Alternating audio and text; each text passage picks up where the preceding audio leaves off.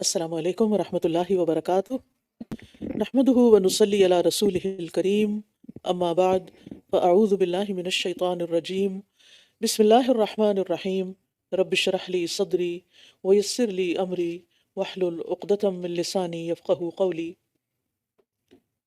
الحمد للہ الذی اختار لنا محاسن الخلق واجرى علینا طیبات الرزق وسخر لنا ما في السماوات والارض فكل المخلوقات منقادة لنا بقدرته وصائرة الى طاعته بعزته۔ ہر قسم کی حمد اللہ کے لیے ہے جس نے ہمارے لیے اخلاق حسنہ کی خوبیوں کو منتخب کیا اور ہمارے لیے پاکیزہ رزق جاری کیے اور ان تمام چیزوں کو ہمارے لیے مسخر کیا جو آسمانوں اور زمینوں میں ہیں۔ پس مخلوقات اللہ کی قدرت کے ساتھ ہمارے لیے مطیع اور فرمانبردار ہیں، اور اللہ کی عزت اور قوت کی وجہ سے وہ ہماری اطاعت بجا لانے والی ہیں۔ وَصَائِرَةٌ إِلَىٰ طَاعَتِنَا بِعِزَّتِهِ۔ 11واں پارہ۔ يعتذرون إليكم إذا رجعتم إليهم قل لا تعتذروا لن نؤمن لكم قد نبأنا الله من أخباركم وسيرى الله عملكم ورسوله ثم تردون إلى عالم الغيب والشهادة فينبئكم بما كنتم تعملون۔ يعتذرون إليكم إذا رجعتم إليهم قل لا تعتذروا لن نؤمن لكم قد نبأنا الله من أخباركم وسيرى الله عملكم ورسوله ثم تردون إلى عالم الغيب والشهادة فينبئكم بما كنتم تعملون۔ جب تم ان کی طرف لوٹ کر جاؤ گے تو یہ تمہارے سامنے عذر پیش کریں گے۔ آپ کہہ دیجئے تم عذر پیش نہ کرو، ہم ہرگز تمہارا اعتبار نہ کریں گے۔ در حقیقت اللہ نے ہمیں تمہارے حالات بتا دیے ہیں، اور آئندہ بھی اللہ اور اس کا رسول تمہارا عمل دیکھے گا۔ پھر تم غیب اور حاضر کے جاننے والے کی طرف لوٹائے جاؤ گے، پھر وہ تمہیں بتا دے گا جو کچھ تم کیا کرتے تھے۔ ان آیات کا نزول تبوک سے واپسی پر ہوا۔ اللہ تعالیٰ نے رسول اللہ صلی اللہ علیہ وسلم کو پہلے ہی منافقین کے جھوٹے بہانوں کی اطلاع دے دی، اور ساتھ ہی حکم دے دیا کہ ان سے کہہ دیجئے کہ بہانے مت تراشو، ہم تمہارا اعتبار نہیں کریں گے، کیونکہ اللہ تعالیٰ نے ہمیں تمہاری کچھ خبریں بتا دی ہیں۔ اب آئندہ یہ دیکھا جائے گا کہ تمہارا رویہ کیا ہے، تم موجودہ روش سے باز آتے ہو یا اسی پر جمے رہتے ہو۔ تو اس سے یہ پتہ چلتا ہے کہ انسان کی باتیں کچھ کام نہیں آتی جب تک کہ اس کا عمل ساتھ نہ دے، اور اگر انسان کو اس بات کا احساس رہے کہ میرا رب مجھے دیکھ رہا ہے، یعنی اللہ کی نگرانی کا شعور ہو، تو یہ چیز انسان کے عمل کی اصلاح کا باعث ہوتی ہے۔ تو ہم کبھی بھی اگر اپنی خواہشات کے ہاتھوں مجبور ہو جائیں کوئی غلط کام کرنے پر، تو یہ احساس نہیں ختم ہونا چاہیے کہ اللہ دیکھ رہا ہے، اگر یہ کام میں نے اللہ کی نافرمانی کا کیا تو اللہ کو کیا جواب دوں گی۔ سَيَحْلِفُونَ بِاللَّهِ لَكُمْ إِذَا انقلبتم إِلَيْهِمْ لِتُعْرِضُوا عَنْهُمْ فَأَعْرِضُوا عَنْهُمْ إِنَّهُمْ رِجْسٌ وَمَأْوَاهُمْ جَهَنَّمُ جَزَاءً بِمَا كَانُوا يَكْسِبُونَ۔ جب تم ان کی طرف لوٹ کر جاؤ گے تو یہ ضرور تمہارے سامنے اللہ کی قسمیں کھائیں گے تاکہ تم ان سے اعراض برتو، تو تم ان سے اعراض ہی برتو، کیونکہ یہ گندگی ہیں اور ان کا ٹھکانہ جہنم ہے، یہ بدلہ ہے اس کا جو کمائی وہ کرتے رہے۔ یہاں یہ بات پتہ چل رہی ہے، اللہ سبحانہ وتعالیٰ ان کے بارے میں فرما رہے ہیں کہ ان کی قسموں کا اعتبار نہ کیا جائے۔ یہ قسمیں اس لیے کھا رہے ہیں کہ تم ان کو اگنور کرو تو ان کو اگنور کر دو، لیکن یہ یاد رکھیں کہ یہ ہیں گندگی، انہم رجس۔ جیسے مشرکین کو پیچھے سورۃ توبہ میں رجس کہا گیا، اسی طرح یہاں منافقین کو بھی رجس کہا جا رہا ہے، یعنی ناپاک ہیں، ان کا باطن کفر کے ساتھ خبیث اور گندہ ہے، ان کے پوشیدہ اعمال بھی خبیث ہیں، جیسے مسلمانوں کے خلاف مشورہ کرنا، ان کے خلاف چالیں چلنا، ان کے خلاف مکر و فریب سے کام لینا، ان کو دھوکہ دینا۔ یہ تمہارے سامنے قسمیں کھائیں گے تاکہ تم ان سے راضی ہو جاؤ، پھر اگر تم ان سے راضی ہو بھی جاؤ تو یقیناً اللہ نافرمان لوگوں سے کبھی راضی نہیں ہوتا۔ یعنی ان کی قسمیں کھانے کا مقصد کیا ہے؟ آپ کو راضی کرنا۔ یعنی منافقین جو ہوتے ہیں وہ اللہ سبحانہ تعالیٰ کی بجائے لوگوں کو خوش کرنے کے پیچھے لگے رہتے ہیں، یعنی اللہ کی خوشنودی کو پیچھے کر دیتے ہیں اور لوگوں کی خوشنودی کو مقدم کر لیتے ہیں، آگے کر لیتے ہیں۔ لیکن ہمیشہ یہ یاد رہے کہ انسان اگر اللہ کو ناراض کرتا ہے تو وہ کبھی بھی لوگوں کو خوش نہیں کر سکتا۔ حضرت معاویہ نے ام المومنین حضرت عائشہ رضی اللہ تعالیٰ عنہ کو لکھا کہ مجھے ایک خط لکھیے جس میں میرے لیے نصیحتیں ہوں لیکن زیادہ نہ ہوں۔ تو حضرت عائشہ نے ان کو لکھا، سلام علیک اما بعد۔ میں نے رسول اللہ صلی اللہ علیہ وسلم کو فرماتے ہوئے سنا کہ جو شخص اللہ کی رضا لوگوں کو ناراض کر کے تلاش کرے گا تو لوگوں سے پہنچنے والی تکلیف کے سلسلے میں اللہ اس کے لیے کافی ہوگا. یعنی جو اللہ کی خاطر لوگوں کو ناراض کرے گا تو اس سے جو تکلیف لوگوں کی طرف سے آئے گی اس سلسلے میں پھر اللہ تعالیٰ ہی کافی ہو جائے گا. یعنی اللہ تعالیٰ اس تکلیف کو دور کر دے گا. اور جو شخص لوگوں کی رضامندی کو اللہ کے غصے میں تلاش کرے گا اللہ اسے لوگوں ہی کے سپرد کر دے گا. والسلام علیکم. بس اتنا سا خط لکھا، اتنا سا میسج بھیجا. پھر فرمایا بدوی لوگ کفر اور نفاق میں زیادہ سخت ہیں اور اسی لائق ہیں کہ وہ ان حدود کو نہ جانیں جو اللہ نے اپنے رسول پر نازل کی، اور اللہ خوب علم والا بہت حکمت والا ہے. الاعراب یہاں پر اعرابیوں کی طرف اشارہ ہے جو مدینہ منورہ سے دور دیہاتی اور صحرائی علاقوں میں رہتے تھے. ان میں سے اکثر اسلام کی دعوت کو سمجھ کر مسلمان نہیں ہوئے تھے، سچے دل سے مسلمان نہیں ہوئے تھے، صرف اسلام کی بڑھتی ہوئی طاقت سے مروب ہو گئے تھے. تو ان میں سے بہت سے لوگ منافق تھے، اور یہ اہل مدینہ کے اندر رہنے والے منافقوں سے بھی زیادہ سخت تھے. کیوں؟ اس لیے کہ ان کو ایک تو ان کے ماحول کی وجہ سے ان کے اندر سختی تھی، دوسرا یہ کہ انہیں کوئی علم کی ہوا ہی نہیں لگی تھی، اور یہ بس صرف دیکھا دیکھی اپنے آپ کو مسلمان کہہ رہے تھے. تو اس سے پتہ چلتا ہے کہ اگر انسان قرآن و سنت سے دور ہو جائے تو اس کے اندر اس کا دل سخت ہو جاتا ہے، کیونکہ قرآن دلوں کو نرم کرتا ہے. ادھر آ جائے. قرآن دلوں کو نرم کرتا ہے. علم انسان کے اندر نرمی لاتا ہے، چاہے دنیاوی علم ہو یا دینی علم ہو، بہرحال انسان کی شخصیت پر اثر انداز ہوتا ہے. وہ انسان کو مہذب اور نرم دل بنا دیتا ہے. اور جو لوگ جتنی جہالت میں غرق ہوں اور شرعی احکامات کو نہ جانتے ہوں ان کے اندر اتنی ہی سختی ہوتی ہے. وَمِنَ الْأَعْرَابِ مَن يَتَّخِذُ مَا يُنْفِقُ مَغْرَمًا، اور ان بدویوں میں سے کچھ ایسے بھی ہیں جو اللہ کی راہ میں خرچ کرنے کو تاوان سمجھ لیتے ہیں، اور وہ تمہارے خلاف گردش زمانہ کا انتظار کرتے ہیں، مگر انہی پر ہے بری گردش، اور اللہ خوب سننے والا، خوب جاننے والا ہے.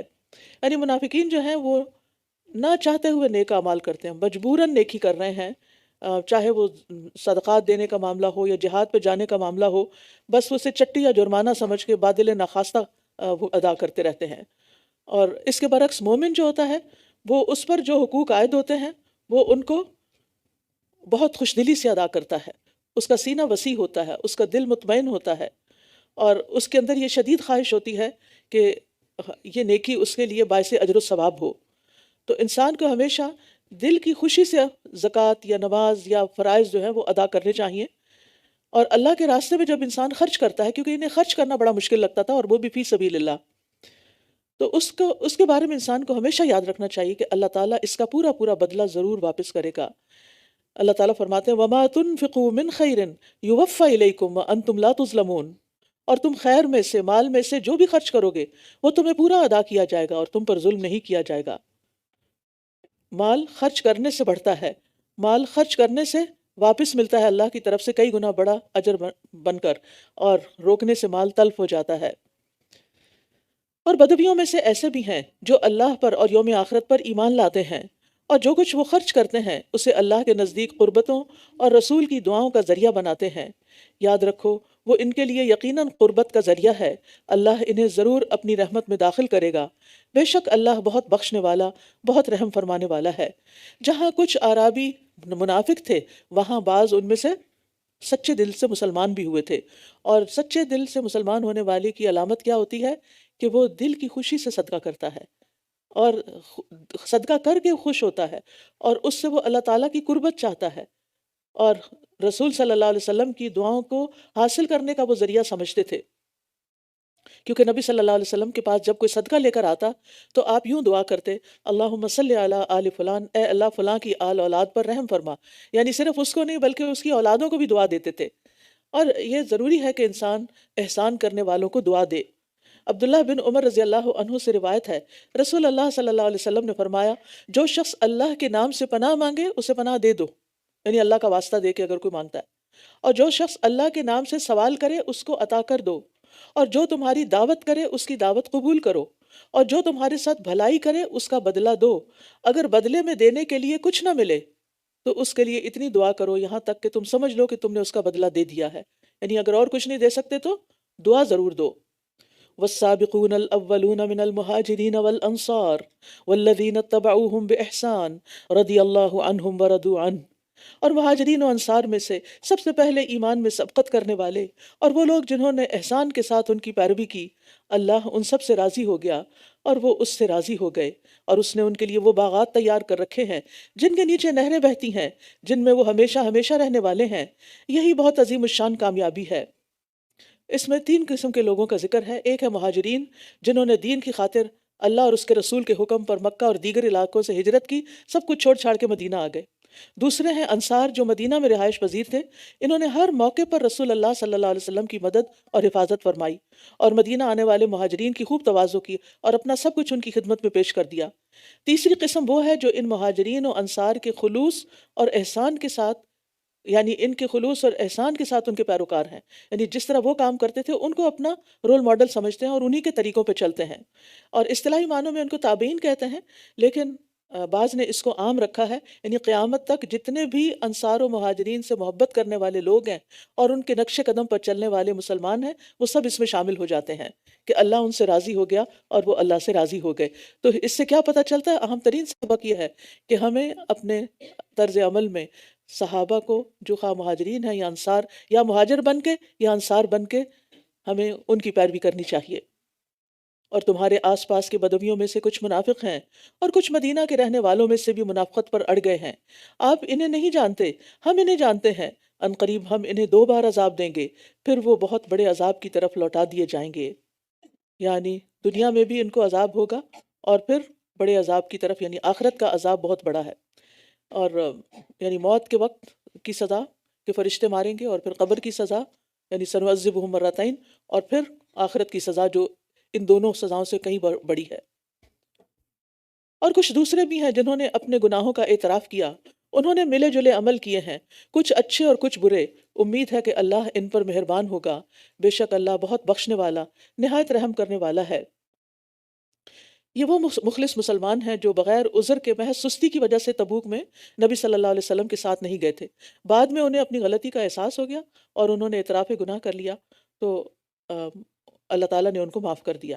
لیکن یہ صرف ان تک ہی نہیں بات، قیامت تک آنے والے تمام گناہ گار مخلص مسلمان اس آیت میں شامل ہیں، کہ جس کسی انسان سے کوئی بھول چوک ہو جاتی ہے، غلطی ہو جاتی ہے، اور پھر وہ اللہ تعالیٰ سے توبہ کر لیتا ہے، تو امید ہے کہ اللہ تعالیٰ اس کو معاف کر دے گا، کیونکہ اللہ سبحانہ وتعالیٰ غفور الرحیم ہے۔ لیکن یاد رکھیے کہ قیامت کے دن کیا عالم ہوگا۔ ایک حدیث ہے جو امام بخاری نے اس آیت کی تفسیر میں اپنی صحیح میں درج فرمائی ہے۔ سمرہ بن جندب کہتے ہیں کہ رسول اللہ صلی اللہ علیہ وسلم نے فرمایا، آج رات 2 آنے والے میرے پاس آئے، انہوں نے مجھے اٹھایا، پھر وہ مجھے ایک ایسے شہر میں لے گئے جو سونے اور چاندی کی اینٹوں سے بنایا گیا تھا۔ وہاں میں نے کچھ لوگوں کو دیکھا جن کا نصف بدن سب سے زیادہ خوبصورت شخص کی طرح تھا جو تم دیکھنے والے ہو، اور نصف بدن اس بدترین شخص کی طرح تھا جو تم دیکھنے، یعنی جو کبھی تم نے دیکھا ہو۔ یعنی کیسے لوگ تھے؟ آدھا جسم انتہائی خوبصورت اور آدھا جسم انتہائی بدصورت۔ دونوں فرشتوں نے ان لوگوں سے کہا، اس نہر کے اندر داخل ہو جاؤ۔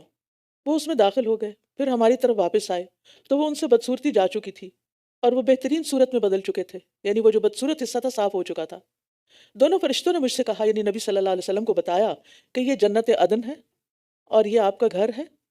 دونوں نے کہا کہ وہ لوگ جن کا نصف حصہ خوبصورت اور نصف حصہ بدصورت تھا، یہ وہ لوگ ہیں جنہوں نے نیک عمل کیے اور ان کے ساتھ برے عمل بھی ملا جلا دیے، تو اللہ تعالیٰ نے ان سے درگزر کیا اور بالآخر ان کو معاف کر دیا۔ آپ دیکھیں کہ آدھا جسم بدصورت ہونا تو بہت بڑی بات ہے۔ جسم کا اگر کوئی ایک حصہ بھی، کوئی ایک عضو بھی خوبصورت نہیں رہتا تو انسان کتنا کانشیس ہو جاتا ہے اور کتنا پریشان ہوتا ہے اور کسی کو اپنی شکل نہیں دکھانا چاہتا۔ تو اللہ تعالیٰ ہم سب کو بچائے اور ہمیں مرنے سے پہلے ہی معاف کر دے کہ ہم اٹھیں تو اس کی رضا کے ساتھ۔ خذ من اموالہم صدقۃ تطہرہم وتزکیہم بہا وصلی علیہم ان صلاتک سکن لہم واللہ سمیع علیم۔ آپ ان کے مالوں میں سے صدقہ لے کر اس کے ذریعے انہیں پاک کیجئے اور ان کا تزکیہ کیجئے اور ان کے حق میں دعائے رحمت کیجئے، بے شک آپ کی دعا ان کے لیے سکون کا باعث ہے اور اللہ خوب سننے والا، خوب جاننے والا ہے۔ یہ حکم عام ہے صدقے سے مراد فرضی صدقہ یعنی زکوٰۃ بھی ہو سکتی ہے اور نفلی صدقہ بھی۔ تو نبی صلی اللہ علیہ وسلم کو کہا جا رہا ہے کہ اس کے ذریعے سے آپ مسلمانوں کو پاک کریں۔ اس سے کیا پتہ چلتا ہے؟ صدقہ پاک کرتا ہے۔ اس لیے اگر انسان سے گناہ ہو جائیں تو زیادہ سے زیادہ صدقہ کرے توبہ استغفار کے ساتھ۔ اور ویسے بھی انسان بخل سے بچتا ہے، اس کا دل وسیع ہوتا ہے، اس کا چہرہ کشادہ ہوتا ہے. کشادہ سے مراد یہ کہ خوش ہوتا ہے تو دوسروں کے لیے خوشی کا باعث بنتا ہے. اور پھر یہ ہے کہ انسان کے اندر کی جو میل کچیل ہوتی ہے خاص طور پر وہ دور ہو جاتی ہے. اور اس میں ہم سب کے لیے یہ سبق ہے کہ اگر آپ کسی کے بہاف پر بھی صدقہ کلیکٹ کریں تو ہر دینے والے کو دعا بھی دیں.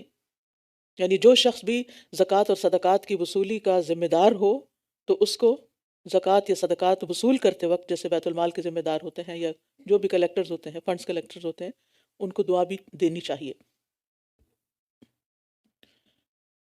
کیا وہ نہیں جانتے کہ وہ اللہ ہی ہے جو اپنے بندوں کی توبہ قبول کرتا ہے اور وہی صدقات لیتا ہے. یعنی صدقہ دیتے ہیں ہم انسان کو، لیکن پہنچ اللہ کے پاس جاتا ہے کیونکہ اجر اس کی طرف سے آتا ہے. اور یہ کہ اللہ بہت توبہ قبول کرنے والا، نہایت رحم کرنے والا ہے.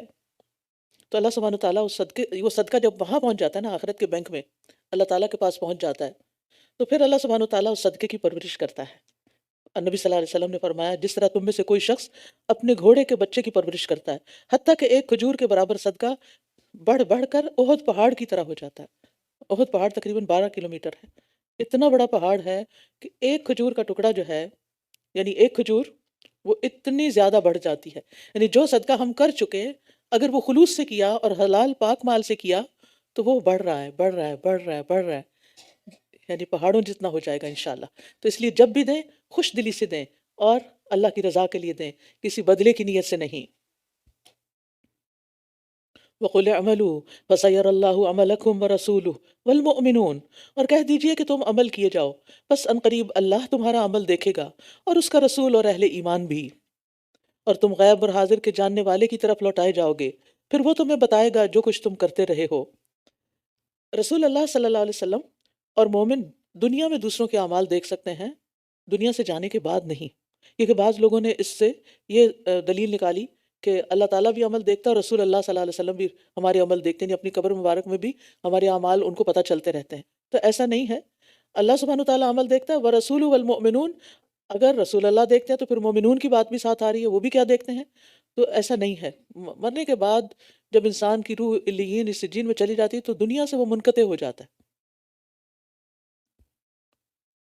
وَآخَرُونَ مُرْجَوْنَ لِأَمْرِ اللَّهِ، اور کچھ اور لوگ ہیں جن کا فیصلہ اللہ کے حکم کے لیے مؤخر رکھا گیا. اللہ کے حکم کے لیے مؤخر رکھا گیا، خواہ وہ انہیں عذاب دے اور خواہ وہ ان پر مہربان ہو. اور اللہ خوب علم والا، بہت حکمت والا ہے. اور وہ لوگ جنہوں نے ایک مسجد بنا لی مسلمانوں کو ضرر پہنچانے اور کفر پھیلانے اور مومنوں کے درمیان تفرقہ ڈالنے اور اس شخص کے گھات لگانے کے لیے جس نے اس سے پہلے اللہ اور اس کے رسول سے جنگ کی، اور یہ ضرور قسمیں کھائیں گے کہ ہم نے تو صرف بھلائی ہی کا ارادہ کیا تھا، کہ ہم نے تو صرف بھلائی کا ہی ارادہ کیا تھا، اور اللہ گواہی دیتا ہے کہ یقیناً یہ جھوٹے ہیں.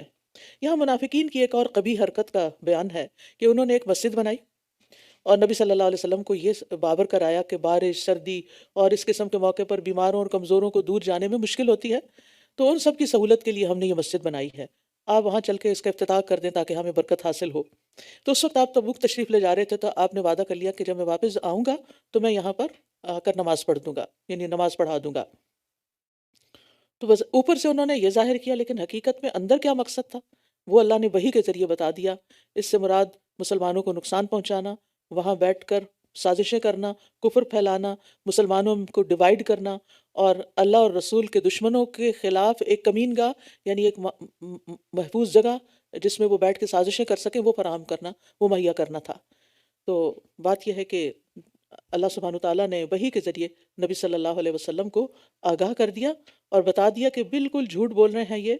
تو آپ دیکھیے کہ اگر ایک انسان مسجد جیسی جگہ بھی بناتا ہے یا دین کے نام پر کوئی جگہ بناتا ہے لیکن اس کی نیت خراب ہے، اس سے اس کے دنیاوی مفادات وابستہ ہیں، یا وہ اس کے ذریعے وہ مسلمانوں کو فائدے کی بجائے الٹا نقصان دینا چاہتا ہے، تو ایسا کوئی عمل بظاہر کتنا ہی خوبصورت کیوں نہ ہو، فاسد نیت عمل کو فاسد کر دیتی ہے، اسے برا بنا دیتی ہے. فرمایا آپ اس مسجد میں کبھی کھڑے نہ ہوں، یقیناً وہ مسجد جس کی بنیاد پہلے دن سے تقوی پر رکھی گئی، یعنی مسجد قباء، وہ اس کی زیادہ حقدار ہے کہ آپ اس میں کھڑے ہوں. اس میں ایسے لوگ ہیں جو پسند کرتے ہیں کہ وہ پاک صاف رہیں، اور اللہ پاک صاف رہنے والوں سے محبت کرتا ہے. تو آپ کو یہاں آنے سے ہی روک دیا گیا کہ آپ کبھی اس مسجد میں نماز نہ پڑھیں، اور نماز پڑھنا تو دور کی بات، وہاں جا کر بھی کھڑے نہ ہوں. اور پھر یہاں مسجد قباء کی فضیلت بھی پتہ چل رہی ہے۔ نبی صلی اللہ علیہ وسلم نے فرمایا جو شخص اپنے گھر سے خوب اچھی طرح وضو کر کے مسجد قباء آ کر نماز پڑھے اس کو عمرے کے برابر اجر ملے گا۔ نبی صلی اللہ علیہ وسلم ہر ہفتے کے دن مسجد قباء آتے، پیدل بھی اور سواری پر بھی، اور عبداللہ بن عمر رضی اللہ عنہ بھی ایسے ہی کرتے تھے، یعنی مدینہ میں ونس اے ویک وہ اس مسجد میں آ کے نماز پڑھتے تھے، کیونکہ عمرے کا ثواب ملتا ہے تو کوئی معمولی اجر ہے۔ پھر فرمایا کیا بھلا وہ شخص جس نے اپنی عمارت کی بنیاد اللہ کے تقوی اور اس کی رضامندی پر رکھی وہ بہتر ہے، یا وہ شخص جس نے اپنی عمارت کی بنیاد گرنے والی کھائی کے ایک کنارے پر رکھی تو وہ اسے جہنم کی آگ میں لے گری، اور اللہ ظالم قوم کو ہدایت نہیں دیتا۔ یہاں دو انسانوں کی مثال دی جا رہی ہے، ایک وہ جس کے عقیدہ اور عمل کی بنیاد اللہ کے تقوی اور اللہ کی رضا پر ہے، اور دوسرا وہ جس کے عمل کی بنیاد محض کفر اور نفاق پر ہے۔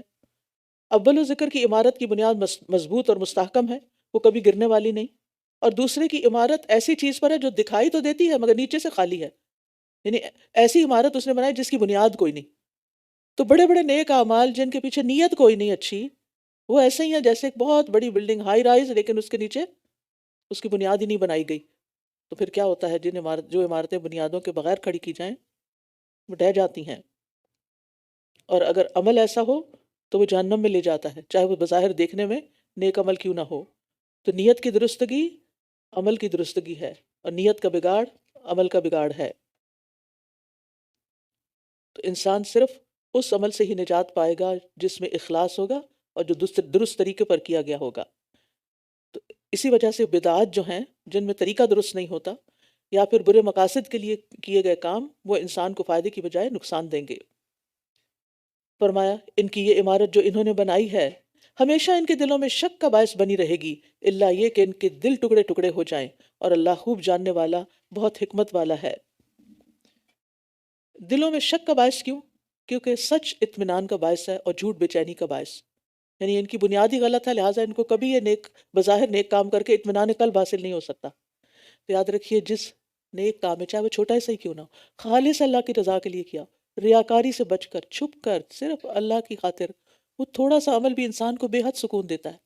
اور جب انسان بڑے سے بڑا کام کر لیتا ہے لیکن نیت خراب ہے، نیت دوسرے سے تعریف چاہنا ہے، واہ واہ چاہنا ہے، تو وہ چیز انسان کے اندر خوشی نہیں لاتی۔ وہ وقتی خوشی ہوتی ہے کسی کی تعریف سن کے، لیکن اس کے بعد انسان کا پھر دل پھیکا پڑ جاتا ہے۔ تو یہاں بتایا گیا کہ منافقین کا نفاق کھلنے کے بعد اب ان کی حالت یہ ہے کہ آپ خود سوچیں کہ وہ جو پلاٹنگ کر رہے تھے، جو سازشیں کر رہے تھے، اللہ تعالیٰ نے وحی کے ذریعے سب بتا دی ان کے، تو وہ جو کرنے والے تھے ان کا حال کیا ہوگا، کس قدر شرمندگی ہوگی اور کس قدر بدنامی ہوئی ہوگی۔ پھر فرمایا ان اللہ اشتری من المؤمنین انفسهم واموالهم بان لهم الجنہ، بے شک اللہ نے مومنوں سے ان کی جانیں اور ان کے مال جنت کے بدلے خرید لیے ہیں۔ اللہ نے مومنوں سے ان کی جانیں اور مال جنت کے بدلے خرید لیے ہیں، یعنی سودا کر لیا ہے مومنوں نے کہ تیری خاطر جان بھی دے دیں گے، مال بھی دے دیں گے۔ وہ اللہ کے راستے میں جنگ کرتے ہیں، پھر وہ مارتے ہیں اور مارے جاتے ہیں، یعنی اپنی بات کے سچے ہیں یہ لوگ۔ یہ اس کے ذمہ ایک سچا وعدہ ہے، تورات اور انجیل اور قرآن میں 3 بکس کا ریفرنس ہے۔ اور اللہ سے بڑھ کر کون اپنے عہد کو پورا کرنے والا ہے؟ بس تم اپنے اس سودے پر خوشی مناؤ جو تم نے اس کے ساتھ کیا ہے، یعنی اللہ کے ساتھ ڈیل کر لی، اور یہی بہت بڑی کامیابی ہے۔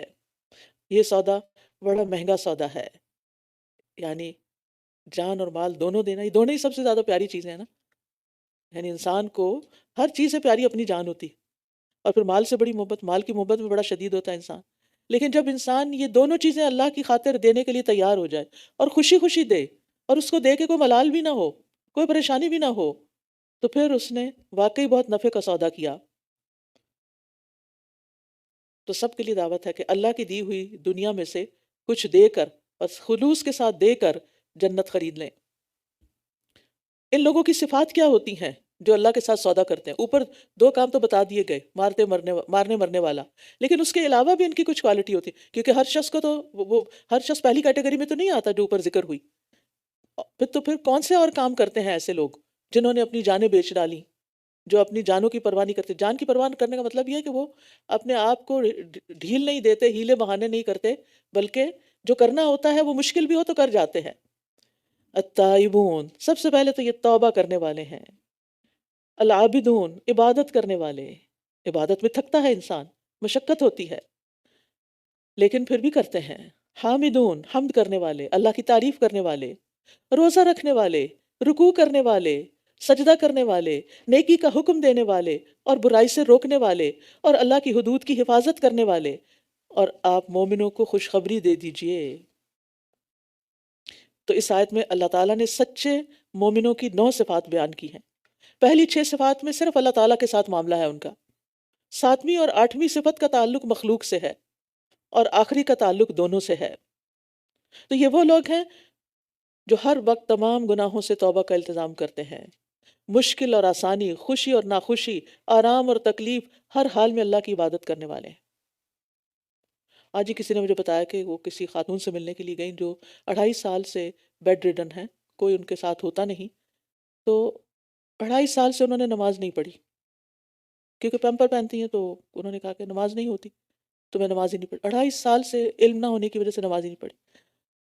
حالانکہ وہ کیا کر سکتی ہیں کہ یعنی دن میں 1-2 دفعہ پیمپر چینج ہوتا ہے، جب صبح ہوتا ہے شام ہوتا ہے، تو جب صبح ہو تو صبح کی نماز پڑھ لیں، یا ظہر کے وقت ظہر اور عصر جمع کر لیں، مغرب اور عشاء جمع کر لیں، اور اگر کوئی بھی نہیں ہے اور کوئی طریقہ بھی نہیں ہے، تیمم کی مٹی ساتھ رکھی ہوئی ہو، اسی حال میں پڑھ لیں، کیونکہ نماز تو معاف نہیں۔ آپ نے دیکھا کہ جنگ کے میدان میں چلتے چلتے، گھوڑے پہ بیٹھے بیٹھے، اس میں بھی نماز ہو جاتی۔ یعنی بعض اوقات ایسا ہوتا ہے نا کہ آپ ڈرائیو کر رہے ہوتے ہیں تو آپ اس میں بھی نوافل پڑھ سکتے ہیں، فرض نماز تو نہیں لیکن نوافل پڑھ سکتے ہیں۔ تو مشکل اور آسانی، خوشی اور ناخوشی، آرام اور تکلیف، ہر حال میں اللہ کی عبادت کرنے والے، یعنی بیماری ہو، تندرستی ہو، نماز نہیں چھوڑتے۔ حامدون، رنج ہو، غم ہو، تنگ دستی ہو، خوشحالی ہو، ہر حال میں اللہ کی تعریف کرتے ہیں، اللہ کی نعمتوں کا اعتراف کرتے رہتے ہیں، دن رات اللہ کو یاد کر کے شکر ادا کرتے ہیں۔ سائحون کا معنی ایک سائمون لیا ہے، کیونکہ یہ سیاحت سے ہے۔ سیاحت میں انسان آرام آسائش چھوڑ دیتا ہے، اور روزے میں بھی انسان اپنے آرام کی چیزیں، اپنے مزے کی چیزیں چھوڑ دیتا ہے، یعنی گناہ چھوڑنے کے ساتھ ساتھ اپنی 3 مرغوب چیزیں، کھانا پینا اور بیوی، ان کو چھوڑ دیتا ہے۔ اور راکعون الساجدون، کثرت سے نماز پڑھتے ہیں جو رکوع اور سجود پر مشتمل ہے۔ نیکی کا حکم دیتے ہیں جس میں واجبات اور مستحبات داخل ہیں، یعنی لوگوں کو ان کے فرائض ادا کرنے اور نیک کام کرنے کی تلقین کرتے ہیں۔ وَالنَّاهُونَ عَنِ الْمُنْكَرِ میں وہ سارے امور شامل ہیں جن سے اللہ اور اس کے رسول نے روکا ہے۔ اور والحافظون لحدود اللہ، حلال اور حرام میں اللہ تعالیٰ کے فرائض کی حفاظت کرنے والے ہیں۔ اس نبی کے شایان شان نہیں ہے، اور نہ ان لوگوں کے جو ایمان لائے، کہ وہ مشرکین کے لیے اللہ سے بخشش مانگیں، اگرچہ وہ ان کے قرابت دار ہی کیوں نہ ہوں، اس کے بعد کہ ان کے لیے واضح ہو گیا کہ یہ جہنم کے ساتھی ہیں۔ اگرچہ یہ ان کے قرابت دار ہی کیوں نہ ہوں، اس کے بعد کہ ان کے لیے واضح ہو گیا کہ یہ جہنم کے ساتھی ہیں۔ یعنی جس شخص کی موت کفر پر ہو، اس کے لیے بخشش کی دعا نہیں کی جا سکتی۔ ہاں، اگر کوئی آپ کے رشتہ دار یا فرینڈز یا کوئی دوست وغیرہ ایسے ہیں جو نان مسلم ہیں لیکن فوت ہو گئے، تو آپ ان کی تجہیز و تکفین میں شامل ہو سکتے ہیں، لیکن دعائے مغفرت نہیں کر سکتے۔ اگر والدین زندہ ہیں لیکن کفر پر ہیں تو ان کے لیے دعا کرنا جائز ہے، لیکن اگر فوت ہو گئے تو پھر دعا نہیں ہو سکتی ان کے لیے بھی، یعنی اپنے والدین تک کے لیے نہیں ہو سکتی اگر وہ کفر پر مرے یا شرک پر مرے۔ اور ابراہیم علیہ السلام کا اپنے باپ کے لیے استغفار کرنا محض ایک وعدے کی بنا پر تھا جو اس نے اس سے کر لیا تھا۔ پھر جب اس پر واضح ہو گیا کہ وہ اللہ کا دشمن ہے تو وہ اس سے بیزار ہو گیا۔ بے شک ابراہیم یقیناً بہت آہوزاری کرنے والا، بہت بردبار تھا۔ ابواہ کا مطلب ہوتا ہے آہیں بھرنے والا، آہ آہ کرنے والا، یعنی آہیں کون بھرتا ہے؟ جس کا دل نرم ہوتا ہے، جس کا دل دکھی ہوتا ہے۔ تو یہ ابراہیم علیہ السلام کی نرمی کی بات ہو رہی ہے کہ وہ تو بہت نرم مزاج تھے، اسی لیے وہ اپنے والد کے لیے استغفار انہوں نے اپنے والد کے لیے استغفار کرنے کا وعدہ کر لیا تھا۔ اور اللہ ایسا نہیں کہ کسی قوم کو ہدایت دینے کے بعد بھٹکا دے، یہاں تک کہ وہ ان کے لیے وہ چیز واضح نہ کر دے جن سے وہ بچیں۔ بے شک اللہ ہر چیز کا خوب علم رکھنے والا ہے۔ ان اللہ لہ ملک السماوات والارض یحیی ویمیت وما لکم من دون اللہ من ولی ولا نصیر۔ بے شک اللہ ہی کے لیے ہے آسمانوں اور زمین کی بادشاہت، وہی زندہ کرتا ہے اور وہی موت دیتا ہے، اور اللہ کے سوا نہ کوئی تمہارا دوست ہے اور نہ ہی کوئی مددگار۔ یقیناً اللہ نبی پر مہربان ہوا اور ان مہاجرین و انصار پر بھی جنہوں نے تنگی کی گھڑی میں آپ کی پیروی کی، اس کے بعد کہ قریب تھا کہ ان میں سے ایک گروہ کے دل ٹیڑھے ہو جاتے، پھر وہ ان پر مہربان ہوا، بے شک وہ ان پر بہت شفقت کرنے والا، نہایت رحم کرنے والا ہے۔ تنگی کی گھڑی سے مراد یہاں غزوہ تبوک پر روانگی کا وقت ہے، جب موسم شدید گرم تھا، قحط سالی تھی، فصلیں پکنے والی تھیں اور سفر بہت طویل تھا۔ 600 کلومیٹر کا طویل فاصلہ تھا جو پر مشقت سفر تھا۔ 10 آدمیوں کے لیے صرف ایک اونٹ تھا، تو کتنا پیدل بھی چلنا پڑا ہوگا۔ سواریوں کی تنگی تھی، زیادہ راہ نہیں تھا، پانی کی تنگی تھی، انتہائی مشکل سفر تھا یہ۔ تو بعض مخلص سچے مسلمان بھی اس وقت گھبرا اٹھے تھے، لیکن پھر انہوں نے اس پہ قابو پایا اور ایمان کی پختگی ان پر غالب آئی اور وہ پورے عزم و ارادہ کے ساتھ نبی صلی اللہ علیہ وسلم کے ساتھ چل دیے۔ تو یہاں اللہ سبحانہ وتعالیٰ کی مہربانی کا ذکر ہے کہ اللہ نے انہیں عین اس وقت پر پھسلنے سے بچا لیا اور ہمت و جرأت عطا فرمائی، اور ان کے دل میں جو آنے والے خطرات تھے وہ بھی معاف کر دیے، وسوسے بھی معاف کر دیے، اور نبی صلی اللہ علیہ وسلم پر بھی اللہ تعالیٰ نے مہربانی فرمائی، کیونکہ اللہ تعالیٰ کیونکہ آپ نے بعض لوگوں کو اجازت دے دی تھی جو منافق وغیرہ تھے۔ تو بات یہ ہے کہ ہر انسان پر ساعت العسرہ آتی ہے، ٹھیک ہے، تنگی کی گھڑی آتی ہے، پریشانی کا وقت آتا ہے۔ وہ دراصل انسان کے امتحان کے لیے ہوتا ہے کہ انسان اس وقت میں بھی اللہ کے دین کا ساتھ دیتا ہے یا نہیں، یا پیچھے ہٹ جاتا ہے۔ یعنی جب ہمارے حالات اچھے ہوتے ہیں، ہر چیز نارمل چل رہی ہوتی ہے، ہر طرح کی ہمیں فیسلٹیز حاصل ہوتی ہیں، تو پھر ہمارے لیے ایک روٹین میں ایک جاب سمجھ کر کوئی خیر کا بہترین کام کرنا جو ہے وہ آسان ہوتا ہے۔ لیکن جو ہی کوئی مشکل آتی ہے تو پھر ہم بیٹھ جاتے ہیں۔ لیکن جو سچے مومن ہوتے ہیں وہ اللہ کے راستے سے پیچھے نہیں ہٹتے، وہ چاہے انہیں کوئی باتیں کرے، چاہے ان کا کوئی مذاق اڑائے، چاہے ان کو مالی تنگی ہو، چاہے ان کو کوئی جسمانی تکلیف ہو، وہ ہر حال میں اپنے کام کو اپنا کام سمجھتے ہیں، وہ اسے اپنی ذات سے بھی زیادہ اہم سمجھتے ہیں۔ یعنی اگر ہمارے بچے کو کوئی تکلیف ہو تو ہمارے دل کا حال کیا ہوگا؟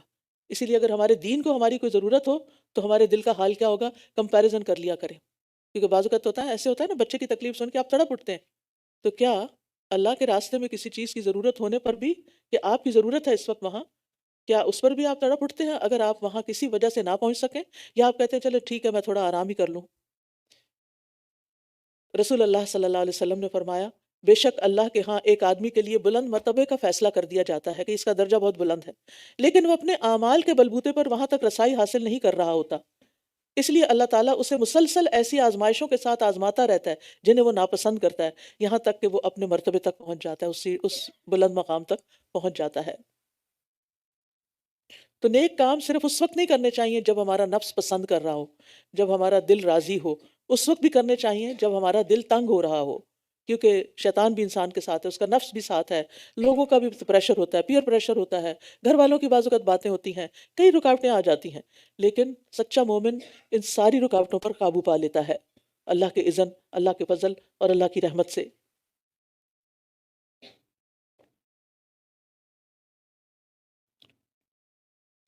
اور ان تینوں پر بھی مہربان ہوا جو پیچھے رہ گئے تھے، یہاں تک کہ جب زمین اپنی کشادگی کے باوجود ان پہ تنگ ہو گئی اور ان پر ان کی جانیں بھی تنگ ہو گئی تھیں، اور انہوں نے یقین کر لیا کہ اللہ سے بچنے کے لیے کوئی جائے پناہ نہیں مگر اسی کی طرف، پھر وہ ان پر مہربان ہوا تاکہ وہ توبہ کریں، بے شک اللہ ہی بہت توبہ قبول کرنے والا، نہایت رحم فرمانے والا ہے۔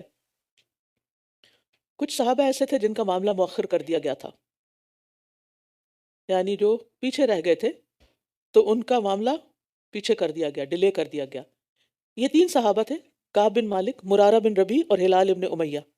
اس سے پہلے یہ تقریباً ہر غزوے میں شریک ہوتے رہے، اس غزوہ تبوک میں صرف سستی کی وجہ سے شریک نہیں ہو سکے، بعد میں انہیں اپنی غلطی کا احساس ہو گیا تو سوچا کہ ایک غلطی پیچھے رہنے کی تو ہو ہی گئی ہے، لیکن اب منافقین کی طرح نبی صلی اللہ علیہ وسلم کی خدمت میں جھوٹا عذر پیش کر کے ایک اور غلطی نہیں کرنی۔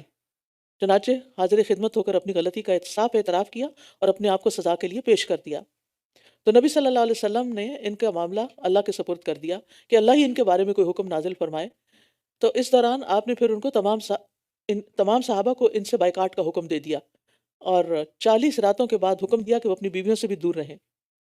تو آپ خود سوچئے کہ ایک تو تنہائی، دوسرے کہ کوئی بھی بات کرنے والا نہیں، کبھی آپ صرف ایک دن کسی کی نہ بات سنیں نہ بات کریں، بالکل اکیلے رہیں، تو آپ دیکھیے کتنا مشکل ہوگا، کتنی تکلیف دہ صورتحال ہوگی۔ تو ان کا بھی یہی حال تھا۔ تو بہرحال 50 دن کے بعد ان کی توبہ قبول کر لی گئی۔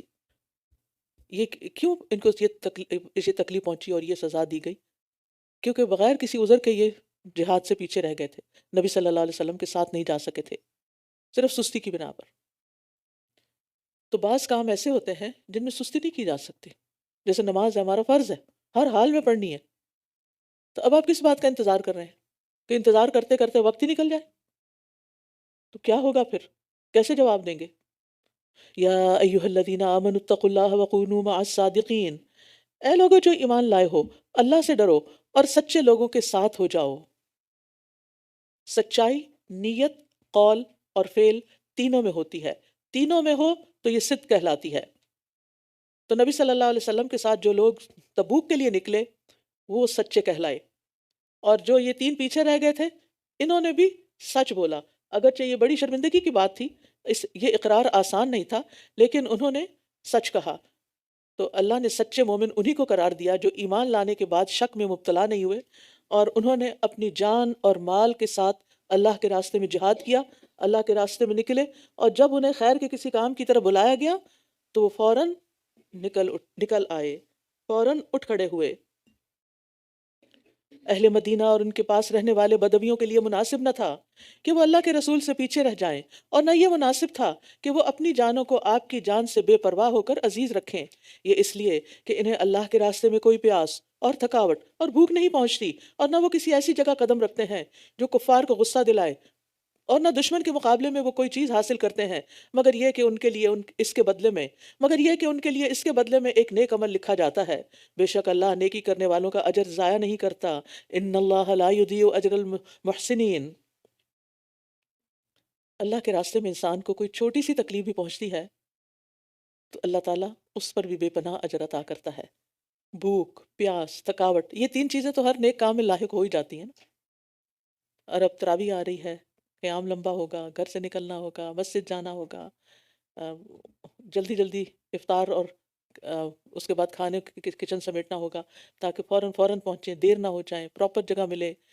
تو یہ ساری چیزیں، یعنی ہو سکتا ہے کہ آپ صحیح سے کھانا نہ کھائے ہوں، ہو سکتا ہے آپ نے اپنا پورا جو واٹر انٹیک ہے وہ نہ لیا ہو، اور ہو سکتا ہے کہ روزہ کھولنے کے بعد آپ پر سستی طاری ہو رہی ہو اور تھکاوٹ ہو اور دل چاہ رہا ہو کہ بس سو جاؤں اب، لیکن ان ساری چیزوں کے باوجود آپ نے سوچا چلو چائے پی کے چلی جاتی، ابھی 2 سپ پی لیے کہ جانے کا وقت ہو گیا، چائے گرم ہے، ساتھ بھی نہیں لے جا سکتے، وہاں تو پینے کا وقت ہی نہیں ہے، چلو کوئی بات نہیں، جیسے ہیں ہلکے ہیں یا بوجھل نکلتے ہیں۔ تو یہ ایک مثال ہے، اسی طرح کی اور مثالیں بھی ہوتی ہیں۔ اسی طرح آپ جب پڑھنے کے لیے آتے ہیں، یا کسی بیمار کی عادت کے لیے جاتے ہیں، یا کسی اور کام کے لیے، دنیا کے لیے تو بہت لوگ یہ سب کچھ کر رہے ہوتے ہیں، جاب پہ جانے کے لیے تو ساری مشقتیں برداشت ہو رہی ہوتی ہیں، لیکن دین کے کام کے لیے ہم اپنے آپ کو ڈھیل دے دیتے ہیں۔ لیکن یہ ہمیشہ یاد رکھیں، ان اللہ لا یضیع اجر المحسنین، محسن تکلیف اٹھا کے کام کرتے ہیں، اور جب وہ تکلیف سے گزر جاتے ہیں تو اجر بھی بہت بڑا ہو جاتا ہے۔ رسول اللہ صلی اللہ علیہ وسلم نے فرمایا، اللہ کے راستے میں جس کسی شخص کو کوئی زخم لگتا ہے اور اللہ جانتا ہے کہ اس کے راستے میں کسے زخم لگا، وہ قیامت کے دن اسی طرح تر و تازہ ہوگا جیسے زخم لگنے کے دن تھا، اس کا رنگ تو خون کی طرح ہوگا لیکن اس کی بو مسک کی طرح ہوگی، نہایت عمدہ۔ نبی صلی اللہ علیہ وسلم نے فرمایا، اللہ کے نزدیک 2 قطروں اور 2 نشانوں سے زیادہ محبوب کوئی چیز نہیں، اللہ کو بڑے پسند ہیں یہ 2 قطرے، یہ 2 نشان، ایک تو اللہ کے خوف سے بہا ہوا آنسوؤں کا قطرہ، اور دوسرا قطرہ خون جو اللہ کی راہ میں بہایا گیا ہو۔ اور 2 نشانوں میں سے ایک نشان تو وہ ہے جو اللہ کی راہ میں لگے، اور دوسرا نشان وہ ہے جو اللہ کی طرف سے فرض کی ہوئی چیزوں میں سے کسی فرض کی ادائیگی میں لگے، جیسے نماز پڑھتے پڑھتے چہرے پر نشان لگ جاتا ہے یا پاؤں کے ٹخنوں پہ لگ جاتا ہے۔ وَلَا يُنْفِقُونَ نَفَقَةً صَغِيرَةً وَلَا كَبِيرَةً، اور جو بھی چھوٹی اور بڑی چیز وہ خرچ کرتے ہیں اور جو وادی بھی وہ پار کرتے ہیں ان کے لیے اجر لکھ دیا جاتا ہے تاکہ اللہ انہیں بہترین اعمال کا بدلہ عطا کرے، جو وہ کیا کرتے تھے۔ اب دیکھیے کہ چھوٹی یا بڑی چیز، جنگ تبوک میں یہی ہوا تھا، حضرت عثمان بن عفان 1000 دینار اپنی آستین میں لے کر آئے، اور جب جیش الاسرہ تیار ہو رہا تھا، لشکر تیار ہو رہا تھا، تو نبی صلی اللہ علیہ وسلم کی گود میں لا کے وہ دینار ڈال دیے۔ دینار سونے کا سکہ ہوتا ہے۔ نبی صلی اللہ علیہ وسلم انہیں اپنی گود میں الٹ پلٹ کر کے دیکھ رہے تھے، یعنی خوشی کے مارے، اور فرمایا آج کے بعد عثمان جو کام بھی کرے اسے کچھ نقصان نہیں دے گا. یعنی اللہ تعالیٰ نے اس طرح یہ صدقہ قبول کیا اور 2 بار یہ بات فرمائی. اور کم خرچ کرنے والے وہ لوگ بھی تھے جو رات بھر محنت کر کے 1 کلو کھجوریں لے کر آئے اور وہ پھر اس مال میں شامل کر دی گئیں. تو بات یہ ہے کہ انسان جب اللہ کی اطاعت کا ارادہ کرتا ہے تو اس کا کھڑا ہونا، اس کا بیٹھنا، اس کا چلنا، اس کا کوئی بھی حرکت کرنا، اس کا رک جانا، یہ سب نیکیوں میں لکھ دیا جاتا ہے. مثلاً آپ گھر سے نکل کے ارادہ کرتے ہیں کہ میں قرآن کلاس اٹینڈ کرنے جاؤں. اب آپ جو چل کے دروازے تک آئے، دروازہ کھولا، چابی لگائے، گاڑی کھولی، بیٹھے، ڈرائیو کیا، راستے میں اشارے آ گئے، وہاں رک گئے کیونکہ یہاں رکنے کی بھی بات ہو رہی ہے، اور پھر آپ پہنچے، پارکنگ نہیں ملی، دور کھڑی کری گاڑی، اور پھر آپ خوشی خوشی دوڑتے دوڑتے آئے اور آپ کے چہرے پہ کوئی ملال نہیں تھا کیونکہ آپ اللہ کی خاطر نکلے تھے. تو اللہ سبحانہ وتعالیٰ ایسی نیکیوں کو قبول فرماتا ہے. یہ سب چیزیں نیکیوں میں لکھ دی جاتی ہیں، حتیٰ کہ قدموں کے نشان لکھے جاتے ہیں، گنے جاتے ہیں کہ کتنے قدم چل کے کوئی گیا، کتنے کلومیٹر کوئی فاصلہ طے کر کے گیا. نبی صلی اللہ علیہ وسلم نے فرمایا جب انسان وضو کر کے مسجد آتا ہے تو ہر وہ قدم جو مسجد کی طرف اٹھاتا ہے اس ایک قدم کے عوض 10 نیکیاں لکھی جاتی ہیں. اور آپ سوچیں کہ گھر سے لے کے مسجد تک، پارکنگ لاٹ سے لے کر ہی مسجد تک کتنے قدم ہو جاتے ہیں. تو اس لیے اگر پارکنگ دور بھی ملے تو اس پر کوئی ملال نہیں ہونا چاہیے. وما كان المؤمنون وما كان المؤمنون لينفروا كافة فلولا نفر من كل فرقة منهم طائفة ليتفقهوا في الدين ولينذروا قومهم إذا رجعوا إليهم لعلهم يحذرون. اور مومنوں کے لیے یہ بھی مناسب نہیں کہ وہ سب کے سب جہاد کے لیے نکل جائیں کہ وہ سب کے سب جہاد کے لیے نکل جائیں. پھر ایسا کیوں نہ ہوا کہ ان کے ہر گروہ میں سے ایک چھوٹی جماعت نکلے تاکہ وہ دین میں سمجھ بوجھ حاصل کریں، اور جب وہ ان کی طرف واپس لوٹ کر جائیں تو اپنی قوم کو خبردار کریں تاکہ وہ بھی گناہوں سے بچتے رہیں. جب جنگ تبوک میں پیچھے رہ جانے والوں سے اظہار ناراضگی کیا گیا تو ہر مسلمان کی خواہش اور کوشش یہ ہو گئی کہ آئندہ ہم ہر جنگ میں ضرور جائیں گے.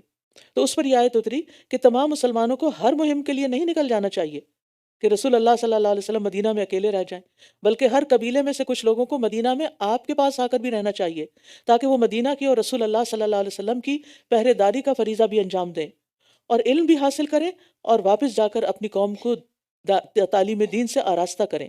واپس جا کر اپنی قوم کو تعلیم دین سے آراستہ کریں. اسی طرح کچھ لوگوں کو یعنی دینی مدارس میں پڑھنے کے لیے جانا چاہیے تاکہ وہ یکسوئی سے دین کی اچھی سی تعلیم حاصل کر کے واپس جا کے اپنے علاقے کے لوگوں کو سکھا سکیں. تو اس سے یہ پتہ چلتا ہے کہ دین کا علم حاصل کرنے کی بھی بہت اہمیت ہے. ابن عباس کہتے ہیں سب سے افضل جہاد کرنے والا وہ شخص ہے جو مسجد کی تعمیر کرتا ہے جس میں قرآن، فقہ اور سنت کی تعلیم دی جاتی ہے. یعنی ایسی بلڈنگز بنانا، ایسی عمارتیں بنانا جہاں قرآن و سنت کی تعلیم دی جائے، یہ بہت بڑا افضل جہاد ہے. پھر اسی طرح عالم کی فضیلت عابد پر ہے، جیسے نبی صلی اللہ علیہ وسلم کی فضیلت ایک عام ادنا امتی پر. اور علم سیکھنے اور سکھانے والے کے لیے سب مخلوقات دعائیں بھی کرتی ہیں. رسول اللہ صلی اللہ علیہ وسلم نے فرمایا یقیناً اللہ، اس کے فرشتے اور تمام اہل زمین اور تمام اہل آسمان، یہاں تک کہ چونٹی اپنے سوراخ میں اور مچھلیاں بھی اس شخص کے لیے دعائے خیر کرتی ہیں جو لوگوں کو بھلائی کی باتیں سکھاتا ہے، اچھی باتیں سکھاتا ہے. لہٰذا اچھائی بانٹنے والے بنیں، خیر کی بات دوسروں تک پہنچائیں، چاہے خود بول کے یا کوئی لنک فارورڈ کر کے یا کسی کی رہنمائی کر کے یا اس کو رائٹ دے کے یا کسی بھی طرح لوگوں کے لیے خیر کی بات پہنچانے والے بن جائیں، کیونکہ اس میں خیر ہی خیر ہے. اور آپ کو پتہ ہے کہ جب میں نے یہ آیت پڑھی تھی مجھے یہ اتنی انسپائر کی تھی کہ الہدیٰ جب بنا تو اس کا مشن ہی یہی رکھ دیا گیا کہ الہدیٰ ایک ایسا مرکز ہو کہ جہاں پر لوگ دور دور سے پڑھنے کے لیے آئیں اور اتنی اچھے سے پڑھیں کہ پھر واپس جا کر دوسروں کو سکھانے کے قابل ہوں. یہاں بھی اس وقت آپ دیکھیں کہ بڑی سٹیز کے علاوہ چھوٹے چھوٹے ٹاؤنز میں مسلمانوں کی اچھی خاصی آبادیاں ہو گئی، لیکن وہاں کوئی قرآن پڑھانے والا نہیں، کوئی درس دینے والا نہیں، کوئی بعض جگہوں پہ تو مسجد بھی نہیں. تو ایسے لوگ بالکل دین سے دور رہ رہے ہیں. تو اس لیے کوشش یہ ہونی چاہیے کہ قریب قریب صرف اپنی ہی بستی میں نہیں، قریب قریب کی بستیوں کو بھی وزٹ کیا کریں اور وہاں بھی دین کی تعلیم کا انتظام کریں. اے لوگو جو ایمان لائے ہو، کفار میں سے جو تمہارے آس پاس ہیں ان سے جنگ کرو. یعنی مدینہ کے مسلمانوں کو بتایا جا رہا ہے کہ تبوک میں تو لڑائی ہوئی نہیں تھی، لیکن اس کا یہ فائدہ ہوا کہ باقی جو اندر اندر چھپے ہوئے دشمن تھے وہ بھی ڈر گئے. تو اب مسلمانوں کو حکم دیا جا رہا ہے کہ ان کا بھی خاتمہ کرو، اور لازم ہے کہ وہ تم میں کچھ سختی پائیں، اور جان لو کہ بے شک اللہ متقی لوگوں کے ساتھ ہے.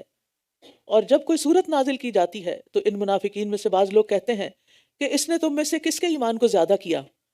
تو رہے وہ لوگ جو ایمان والے ہیں تو اس صورت نے انہیں ایمان میں زیادہ کر دیا اور وہ بہت خوش ہوتے ہیں.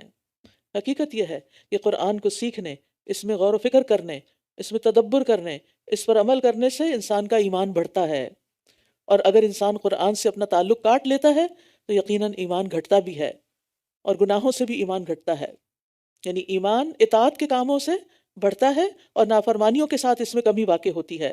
اسی طرح ایمان پرانا بھی ہو جاتا ہے۔ ہمارے لیے ضروری ہے کہ ہم اپنے ایمان کی حفاظت کریں اور اس کی نشو و نما کرتے رہیں، ایمان کو گرو کرتے رہیں۔ صحابہ جو تھے وہ ایمان بڑھانے کے لیے علمی مجالس اختیار کیا کرتے تھے۔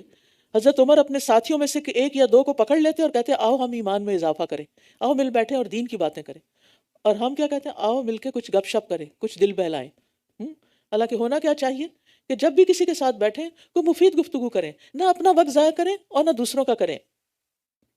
ابن مسعود کہا کرتے تھے آؤ ہمارے پاس بیٹھو، ہم اپنا ایمان بڑھا لیں، اور وہ اپنی دعا میں کہا کرتے تھے اللہم زدنی ایمانا و یقینا و فقہا، یا اللہ مجھے ایمان، یقین اور فقہ عطا کر۔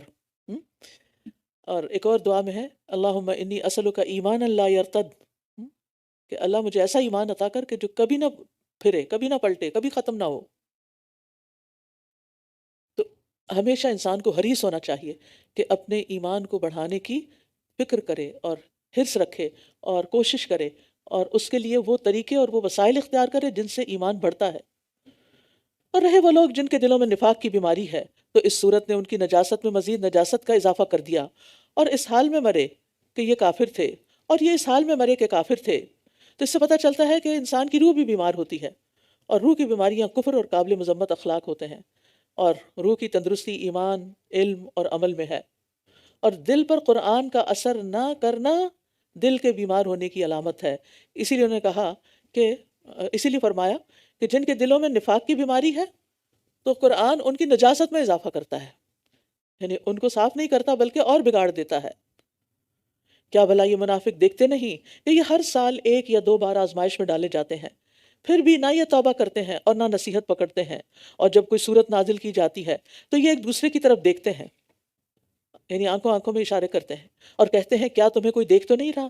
پھر وہ واپس پلٹ جاتے ہیں، یعنی جب وہ دیکھتے ہیں کہ دوسرے لوگوں کا دھیان کسی اور طرف ہے تو چپکے سے کھسک جاتے ہیں مجلس سے۔ اللہ نے ان کے دلوں کو پھیر دیا اس لیے کہ یہ ایسے لوگ ہیں جو سمجھتے نہیں۔ یعنی خیر کی مجالس سے منہ پھیرنے کی سزا کیا ہے؟ کہ دل سے ایمان اور خیر اور اطاعت نکل جاتی ہے، انسان ایمان اور ہر خیر اور اطاعت کے کام سے پھیر دیا جاتا ہے، وہ اور کاموں میں مشغول ہو جاتا ہے۔ لقد جاءکم رسول من انفسکم عزیز علیہ ما عنتم حریص علیکم بالمؤمنین رؤوف الرحیم۔ اے لوگو بے شک تمہارے پاس تم ہی میں سے ایک رسول آ گیا ہے جس پر تمہارا مشقت میں پڑنا گراں گزرتا ہے، تمہاری بھلائی کا حریص ہے، مومنوں پر بہت شفقت کرنے والا، نہایت رحم کرنے والا ہے۔ اس سے نبی صلی اللہ علیہ وسلم کے اخلاق پتہ چلتے ہیں کہ وہ اپنے لیے نہیں دوسروں کے لیے جیتے تھے اور دوسروں کی خیر خواہی کرتے تھے۔ ابو ذر کہتے ہیں ہم نے رسول اللہ صلی اللہ علیہ وسلم کو چھوڑا کہ اس حال میں چھوڑا کہ جب کوئی پرندہ فضا میں اپنے پر پھڑپڑاتا تو آپ اس سے ہمارے لیے کوئی علم کی بات نکال لیتے، اور کوئی ایسا عمل باقی نہیں رہا جو جنت اور جنت کے قریب اور جہنم سے دور کرتا ہے مگر اس کے لیے آپ نے وضاحت فرما دی۔ آپ نے اپنی امت کی خاطر اپنے آرام کو ترک کیا اور مسلمانوں کی تکلیفوں کا احساس کرتے ہوئے ان کو ہر طرح کی خیر پہنچائی۔ اور اس سے اندازہ لگائیے کہ حدیث میں آتا ہے صحیح مسلم میں آپ نے فرمایا میں نماز شروع کرتا ہوں اور میرا ارادہ اس کو لمبا کرنے کا ہوتا ہے، لیکن میں بچے کے رونے کی آواز سنتا ہوں تو میں اس کی والدہ کی شدت تکلیف کی وجہ سے نماز میں تخفیف کر دیتا ہوں، نماز چھوٹی کر دیتا ہوں۔ اتنا خیال تھا، اتنے آپ شفیق اور مہربان تھے۔ وَإِن تَوَلَّوْا فَقُلْ حَسْبِيَ اللَّهُ لَا إِلَٰهَ إِلَّا هُوَ عَلَيْهِ تَوَكَّلْتُ وَهُوَ رَبُّ الْعَرْشِ الْعَظِيمِ۔ پھر اگر یہ منہ موڑ لیں تو آپ کہہ دیجئے کہ اللہ مجھے کافی ہے، اس کے سوا کوئی معبود نہیں، اسی پر میں نے توکل کیا اور وہ عرش عظیم کا رب ہے۔ یہ کلمہ بڑا ہی مبارک ہے۔ جب آپ لوگوں کی بے رخی دیکھیں یا لوگوں کی طرف سے تکلیفیں پہنچیں تو کہیں حسبی اللہ و نعم الوکیل۔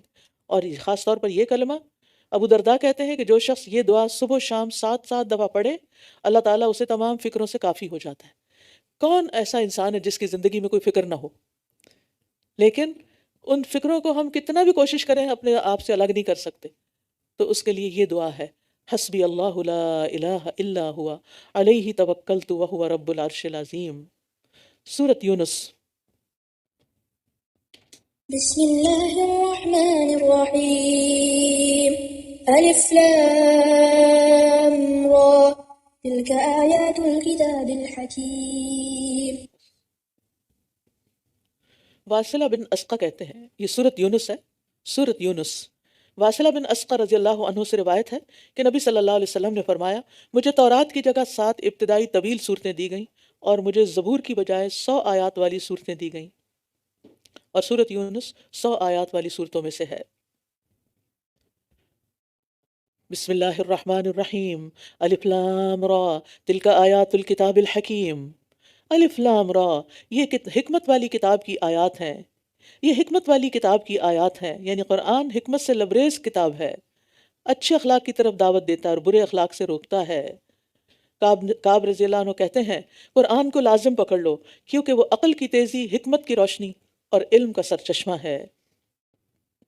کیا لوگوں کو اس بات پر تعجب ہوا کہ ہم نے انہی میں سے ایک شخص کی طرف وحی کی کہ لوگوں کو خبردار کیجئے اور جو ایمان لے آئیں انہیں خوشخبری دے دیجئے کہ ان کے رب کے ہاں ان کے لیے سچا مرتبہ ہے، لیکن کافروں نے کہا یہ شخص تو یقیناً کھلم کھلا جادوگر ہے۔ بے شک تمہارا رب اللہ ہی ہے، وہ جس نے آسمانوں اور زمین کو 6 دنوں میں پیدا کیا، پھر وہ عرش پر مستوی ہوا، وہ تمام معاملات کی تدبیر کرتا ہے، اس کی اجازت کے بغیر کوئی سفارش کرنے والا نہیں ہے، وہی اللہ تمہارا رب ہے، بس تم اسی کی عبادت کرو، کیا پھر تم نصیحت حاصل نہیں کرتے؟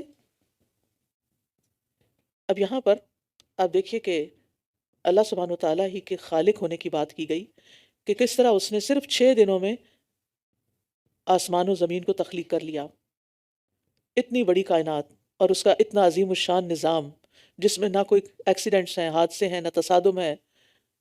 اور 6 دنوں سے مراد یا تو وہ دن ہے جو جس کے بارے میں قرآن میں آتا ہے کہ وَإِنَّ يَوْمًا عِنْدَ رَبِّكَ كَأَلْفِ سَنَةٍ مِّمَّا تَعُدُّونَ، اور بے شک ایک دن تیرے رب کے ہاں 1000 سال کے برابر ہے اس گنتی سے جو تم شمار کرتے ہو، یا اس سے مراد ہمارے ہی 6 دن ہیں، کیونکہ یہ دن تو دن رات و سورج کی پیدائش کے بعد وجود میں آئے۔ اسی کی طرف تم سب کو لوٹ کر جانا ہے۔ اللہ کا وعدہ سچا ہے، بے شک وہی پیدائش کی ابتدا کرتا ہے، پھر وہی اسے دوبارہ لوٹائے گا تاکہ وہ ان لوگوں کو انصاف کے ساتھ بدلہ دے جو ایمان لائے اور انہوں نے نیک عمل کیے، اور جن لوگوں نے کفر کیا ان کے لیے سخت گرم پانی کا پینا ہے اور دردناک عذاب ہے، اس لیے کہ یہ کفر کرتے تھے۔ وہی ہے جس نے سورج کو روشن بنایا اور چاند کو منور کیا اور اس کی منزلیں مقرر کی تاکہ تم سالوں کی گنتی اور حساب کو جان لو۔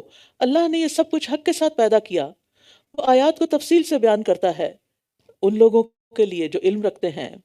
یہاں سورج کو ضیاء اور چاند کو نور کہا گیا۔ ضیاء کہتے ہیں تیز روشنی والا، اور چاند کہتے ہیں یعنی ٹھنڈی روشنی، پرسکون روشنی والا، یعنی پرسکون روشنی کے لیے نور کا لفظ استعمال ہوتا ہے۔ قمر کے لیے نور کا لفظ استعمال ہو رہا ہے، اور نور ٹھنڈی روشنی کو کہتے ہیں۔ تو ضیاء اور نور میں وہی فرق ہے جو سورج کی تیز اور گرم روشنی اور چاند کی پرسکون روشنی میں ہے۔ تو انسان کی نقل و حرکت کے لیے، کام کاج کے لیے اور باقی چیزوں کے بھی کام کرنے کے لیے دن اور رات کی طرح سورج اور چاند بھی ضروری ہیں۔ بے شک رات اور دن کے آگے پیچھے آنے میں اور جو بھی اللہ نے آسمانوں اور زمین میں پیدا کیا ہے اس میں ان لوگوں کے لیے نشانیاں ہیں جو تقوی اختیار کرتے ہیں۔ بے شک وہ لوگ جو ہماری ملاقات کی امید نہیں رکھتے اور دنیا کی زندگی پر راضی ہو گئے اور اسی پر مطمئن ہو گئے، اور وہ لوگ جو ہماری آیات سے غافل ہیں۔ تو آخرت کا انکار کرنے والوں کی 4 صفات بتائی جا رہی ہیں۔ پہلی صفت لا یرجون یعنی لقاءنا، کہ وہ اللہ سے ملاقات کی امید نہیں رکھتے۔ دوسری، وہ دنیا کی زندگی پر خوش ہو گئے ہیں، اور دنیا کی زندگی پر وہی خوش ہو سکتا ہے جس کا پورا وجود خواہشات کا اسیر ہو۔ تیسرے، نہ صرف یہ کہ خوش ہیں بلکہ دنیا کی زندگی پر مطمئن بھی ہیں، وہ سمجھتے ہیں اس کے بعد کہیں اور تو جانا نہیں۔ اور چوتھے یہ کہ وہ ہماری آیات سے غافل ہیں، نشانیوں سے سبق نہیں لیتے۔ اولئک مأواہم النار بما کانوا یکسبون، ہم سب کو یہ نشانیاں دیکھ کے اپنا جائزہ لے کے پھر انجام کو بھی دیکھنا چاہیے۔ یہی لوگ ہیں جن کا ٹھکانہ آگ ہے اس کمائی کی بدولت جو وہ کیا کرتے تھے۔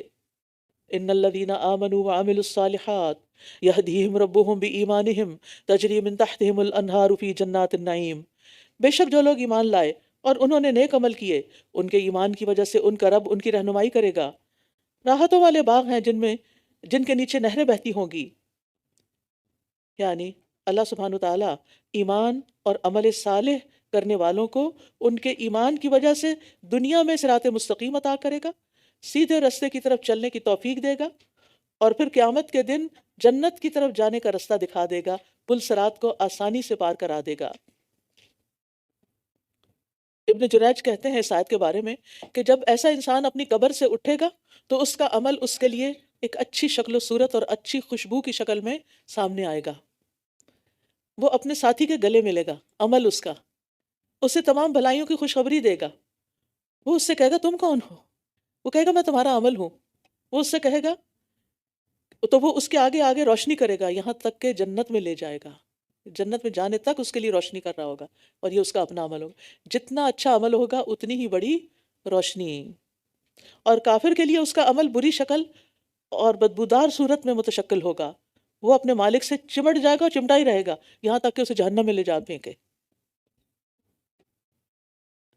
اسی طرح انسان کے نیک اعمال قبر میں بھی اس کے ساتھ ہوں گے۔ نبی صلی اللہ علیہ وسلم نے فرمایا مومن کی مثال اور موت کی مثال اس شخص کی طرح جس کے 3 دوست ہوں، ان میں سے ایک اس کا مال ہو، وہ کہے اپنی چاہت کے مطابق لے لو، دوسرا کہے میں تیرے ساتھ ہوں، جب تو مر جائے گا تو میں تجھ سے جدا ہو جاؤں گا، تیسرا کہے میں تیرے ساتھ ہوں اور تیرے ساتھ ہی نکلوں گا۔ پہلا دوست مال ہے، دوسرا اس کی آل اولاد ہے، تیسرا اس کا عمل ہے۔ صرف عمل ہے جو ساتھ جائے گا اور ساتھ رہے گا۔ اسی طرح ایک اور روایت میں آتا ہے کہ مردے کے پاس قبر میں ایک آدمی ایسا آتا ہے جس کا چہرہ انتہائی خوبصورت، اس کے کپڑے انتہائی خوبصورت ہیں اور اس سے بہت اچھی خوشبو آتی ہے۔ وہ کہتا ہے تو خوشخبری پا اس چیز کی جو تجھے خوش کر دے، یہ تیرا وہ دن ہے جس کا تجھ سے وعدہ کیا جاتا تھا۔ وہ فوت شدہ آدمی اس سے کہتا ہے بشرک اللہ بخیر، اللہ تجھے بھی خیر کی بشارت دے، تو کون ہے؟ تیرا چہرہ کتنا مبارک ہے، تو خیر لے کر آیا ہے۔ وہ کہتا ہے میں تیرا نیک عمل ہوں۔ اللہ کی قسم جو کچھ میں جانتا ہوں وہ یہ ہے کہ تو اللہ کی اطاعت میں بڑی جلدی کرتا تھا اور اللہ کی نافرمانی میں بہت ہی سست تھا۔ یہ اس کا بدلہ ہے۔ عمل کہے گا نیکی میں تو جلدی کرتا تھا اور نافرمانی میں پیچھے رہتا تھا۔ آج ہمارا حال کیا ہو گیا ہے؟ بالکل اس کے برعکس۔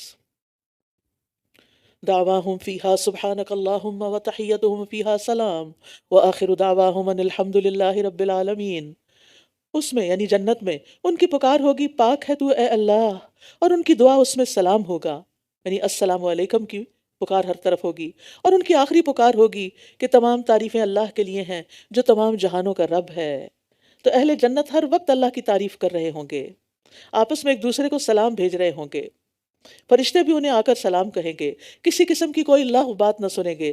لا یسمعون فیہا لغوا ولا تأثیما، ایک اور جگہ آتا ہے لا یسمعون فیہا لغوا الا سلاما، سلام ہی سلام ہر طرف ہوگا۔ اور آخری بات کیا ہوگی کہ ساری تعریفیں، سارا شکر اللہ رب العالمین کے لیے ہے۔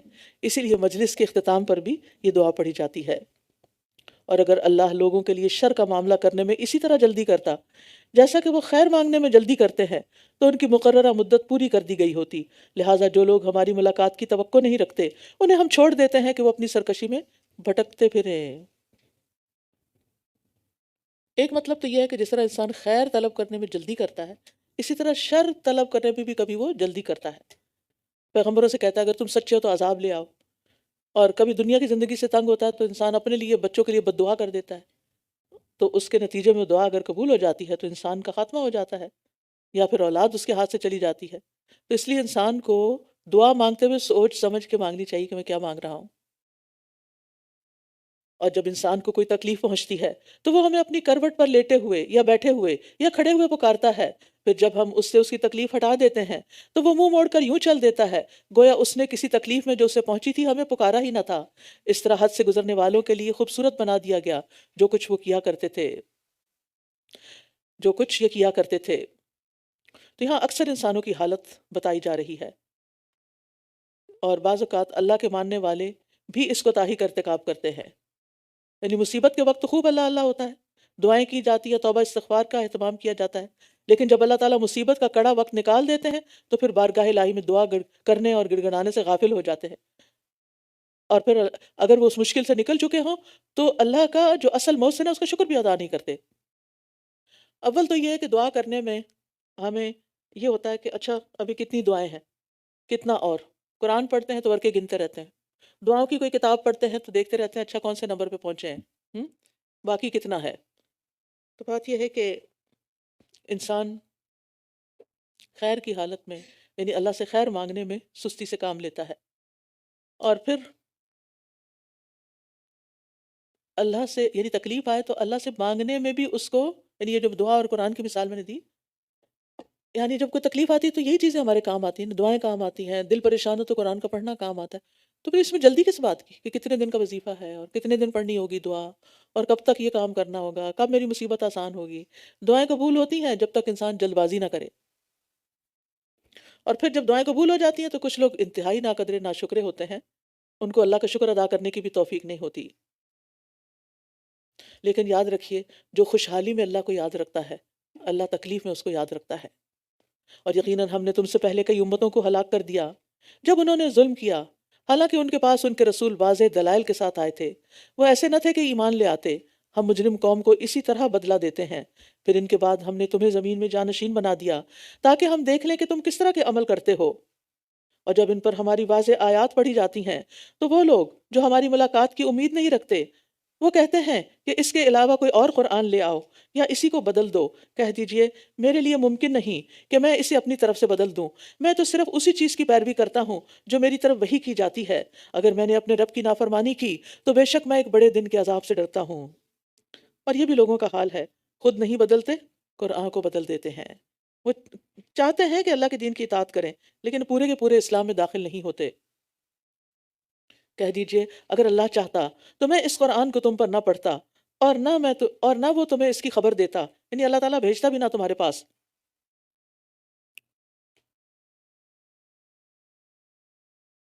اس سے پہلے بھی تو میں تمہارے درمیان ایک عمر بسر کر چکا ہوں، کیا پھر بھی تم عقل سے کام نہیں لیتے؟ یعنی سارا معاملہ اللہ کی مشیت پر موقوف ہے، وہ چاہتا تو میں نہ تمہیں پڑھ کر سناتا نہ تمہیں کوئی اس کی اطلاع دیتا، اور نہ میں تمہیں اس کے بارے میں کچھ بھی بتاتا۔ یہ تو اللہ نے مجھے یہ کلام دیا ہے اور میرے ذمے لگایا ہے کہ میں اسے تم تک پہنچاؤں، تو اس لیے صبر کے ساتھ اس کو سنتے جاؤ اور عمل کرتے جاؤ، کیونکہ نجات کا نثار اسی پر ہے۔ پھر اس سے بڑا ظالم کون ہے؟ پھر اس سے بڑا ظالم کون ہے جو اللہ پر جھوٹ گھڑے یا اس کی آیات کو جھٹلائے؟ بے شک مجرم بے شک مجرم فلاح نہیں پاتے، اور وہ اللہ کے سوا ان کی عبادت کرتے ہیں، اور یہ اللہ کے سوا ان کی عبادت کرتے ہیں جو نہ انہیں نقصان دے سکتے ہیں اور نہ ہی نفع، اور یہ کہتے ہیں کہ یہ اللہ کے ہاں ہمارے سفارشی ہیں۔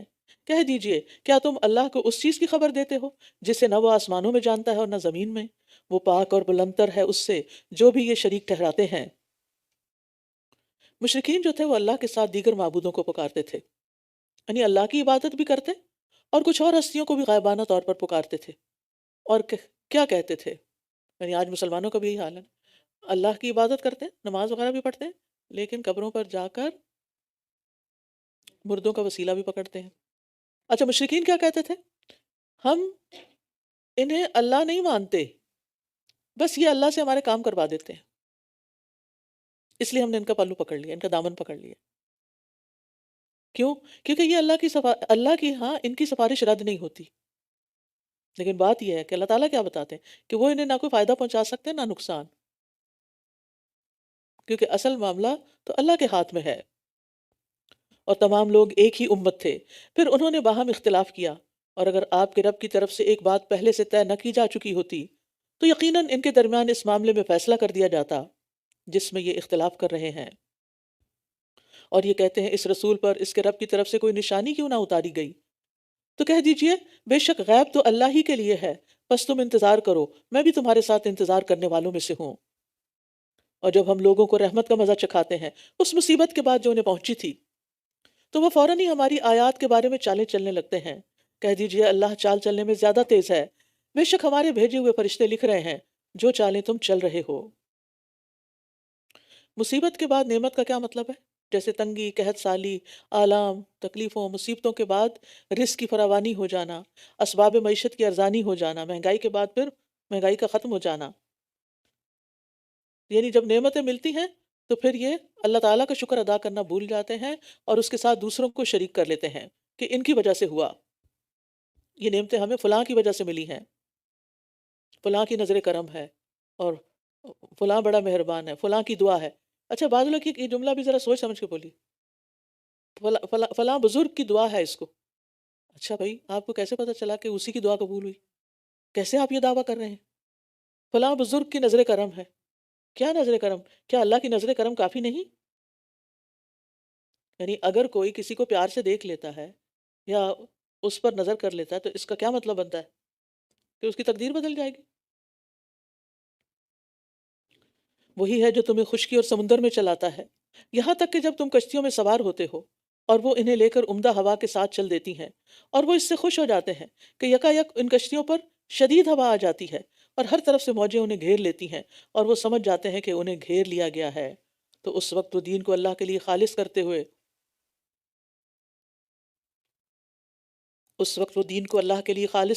اسی کو پکارنے لگتے ہیں کہ اگر تو نے ہمیں اس مشکل سے نجات دے دی تو ہم ضرور شکر گزاروں میں سے ہو جائیں گے۔ لیکن پھر کیا ہوتا ہے؟ پھر جب وہ انہیں نجات دے دیتا ہے تب وہ زمین میں ناحق سرکشی کرنے لگتے ہیں، اللہ کو تو بھول ہی جاتے ہیں۔ اے لوگو، بے شک تمہاری سرکشی تمہارے اپنے ہی خلاف ہے، دنیا کی زندگی کا تھوڑا سا فائدہ ہے، پھر ہماری طرف ہی تمہیں لوٹنا ہے، پھر ہماری طرف ہی تمہارا لوٹنا ہے، پھر ہم تمہیں بتائیں گے جو کچھ تم کرتے رہے۔ انما مثل الحیات الدنیا، بے شک دنیا کی زندگی کی مثال تو اس پانی کی طرح ہے جسے ہم نے آسمان سے اتارا، پھر اس کے ساتھ زمین کی نباتات خوب گھنی ہو کر مل جل گئی، جس میں سے انسان اور مویشی کھاتے ہیں، یہاں تک کہ جب زمین نے اپنی رونق پکڑ لی اور خوب مزین ہو گئی اور اس کے رہنے والوں نے یقین کر لیا کہ وہ اس پر پوری طرح قادر ہے، تو رات یا دن کو اس پر ہمارا حکم آ گیا تو ہم نے اسے کٹی ہوئی کھیتی کی طرح کر دیا، گویا گویا کل وہ تھی ہی نہیں۔ اس طرح ہم قدرت کی نشانیاں کھول کھول کر بیان کرتے ہیں ان لوگوں کے لیے جو غور و فکر کرتے ہیں۔ تو یہ دنیا کی زندگی کی مثال ہے کہ دنیا کا مال آتا ہے انسان کے پاس، انسان خوب رونقیں اپنے ارد گرد آباد کر لیتا ہے، ہر چیز مزین ہو جاتی ہے، گھر مزین ہو جاتے ہیں، گاڑیوں کے لیٹسٹ ماڈل آ جاتے ہیں، لباس بدل جاتا ہے، کھانے پینے کے سٹائل بدل جاتے ہیں، سارا کچھ ہوتا ہے، لیکن پھر کیا ہوتا ہے؟ اچانک کوئی مصیبت آ جاتی ہے تو سب کچھ چلا جاتا ہے، کوئی بیماری آ جاتی ہے، ہر چیز بے معنی ہو کے رہ جاتی ہے، کسی بھی چیز کی طرف انسان کی توجہ اور دلچسپی نہیں رہتی۔ اور آپ دیکھیے کتنی ہی حویلیاں، کتنے ہی بڑے بڑے محلات اور آثار قدیمہ کے جا کے دیکھیے کھنڈرات، کہ کبھی ان میں کیسے لوگ بستے تھے، وہ کیسے رہتے تھے، اور آج وہ کہاں ہیں، ان کا نام کیا ہے، کوئی نہیں جانتا۔ لیکن اس کے برعکس واللہ یدعو الی دار السلام، اور اللہ سلامتی کے گھر کی طرف دعوت دیتا ہے اور جس کی چاہتا ہے سیدھے راستے کی طرف رہنمائی کرتا ہے۔ حضرت جابر بیان کرتے ہیں کہ رسول اللہ صلی اللہ علیہ وسلم نے فرمایا کہ جبریل اور میکائیل نے آپس میں میرے لیے ایک مثال بیان کی کہ اس کی مثال ایسی ہے کہ ایک بادشاہ نے محل بنایا، پھر اس میں ایک شاندار دعوت کا اہتمام کیا اور لوگوں کو بلانے کے لیے ایک بلانے والا بھیجا، بس جس شخص نے اس بلانے والے کے کہنے کو قبول کیا تو وہ محل میں بھی داخل ہوگا اور کھانا بھی کھائے گا، اور جو بلانے والے کے کہنے کو قبول نہیں کرے گا وہ نہ تو محل میں داخل ہوگا اور نہ کھانا کھائے گا۔ پھر انہوں نے کہا اس کے لیے اس کی وضاحت کر دو، اس کے لیے اس کی وضاحت کر دو، یعنی جو مثال بیان ہوئی ہے تاکہ یہ سمجھ جائے۔ تو ایک نے کہا کہ وہ محل جنت ہے اور اس کی طرف بلانے والے محمد ہیں صلی اللہ علیہ وسلم، تو جس نے محمد صلی اللہ علیہ وسلم کی اطاعت کی اس نے اللہ کی اطاعت کی، اور جس نے محمد صلی اللہ علیہ وسلم کی نافرمانی کی تو اس نے اللہ کی نافرمانی کی، اور محمد صلی اللہ علیہ وسلم لوگوں کے اچھے برے کے درمیان فرق کرنے والے ہیں۔ جنت ایک محل ہے جس کی طرف آپ دعوت دے رہے ہیں، جو آپ کی دعوت قبول کر لے گا وہ اس میں داخل ہو جائے گا اور اندر کی نعمتیں بھی استعمال کر لے گا، اور جو دعوت قبول نہیں کرے گا، جو نبی صلی اللہ علیہ وسلم کی بات نہیں مانے گا، وہ محروم ہو جائے گا۔ بعض اوقات ایسا تھا نا کہ آپ کہیں جا رہے ہوتے ہیں، کہیں کھانا بٹ رہا ہوتا ہے اور آپ کو بلاتے ہیں آئیے آپ بھی کھا لیجیے، آپ کہتے نہیں مجھے شکریہ، مجھے نہیں چاہیے، لیکن جو پہنچتے ہیں وہ کھا لیتے ہیں۔ آپ کو کوئی انویٹیشن دیتا ہے، روزمرہ کی زندگی میں ہوتا ہے، آپ کو انویٹیشن ملا شادی کا، آپ چلے گئے، آپ نے دعوت کا کھانا کھا لیا، آپ نے انویٹیشن قبول نہیں کیا تو آپ گھر میں تو کھانا نہیں آئے گا، آپ نے نہیں کھایا، آپ محروم رہ گئے۔ تو اللہ کے رسول صلی اللہ علیہ وسلم نے ہم سب کو جنت کی دعوت دی ہے،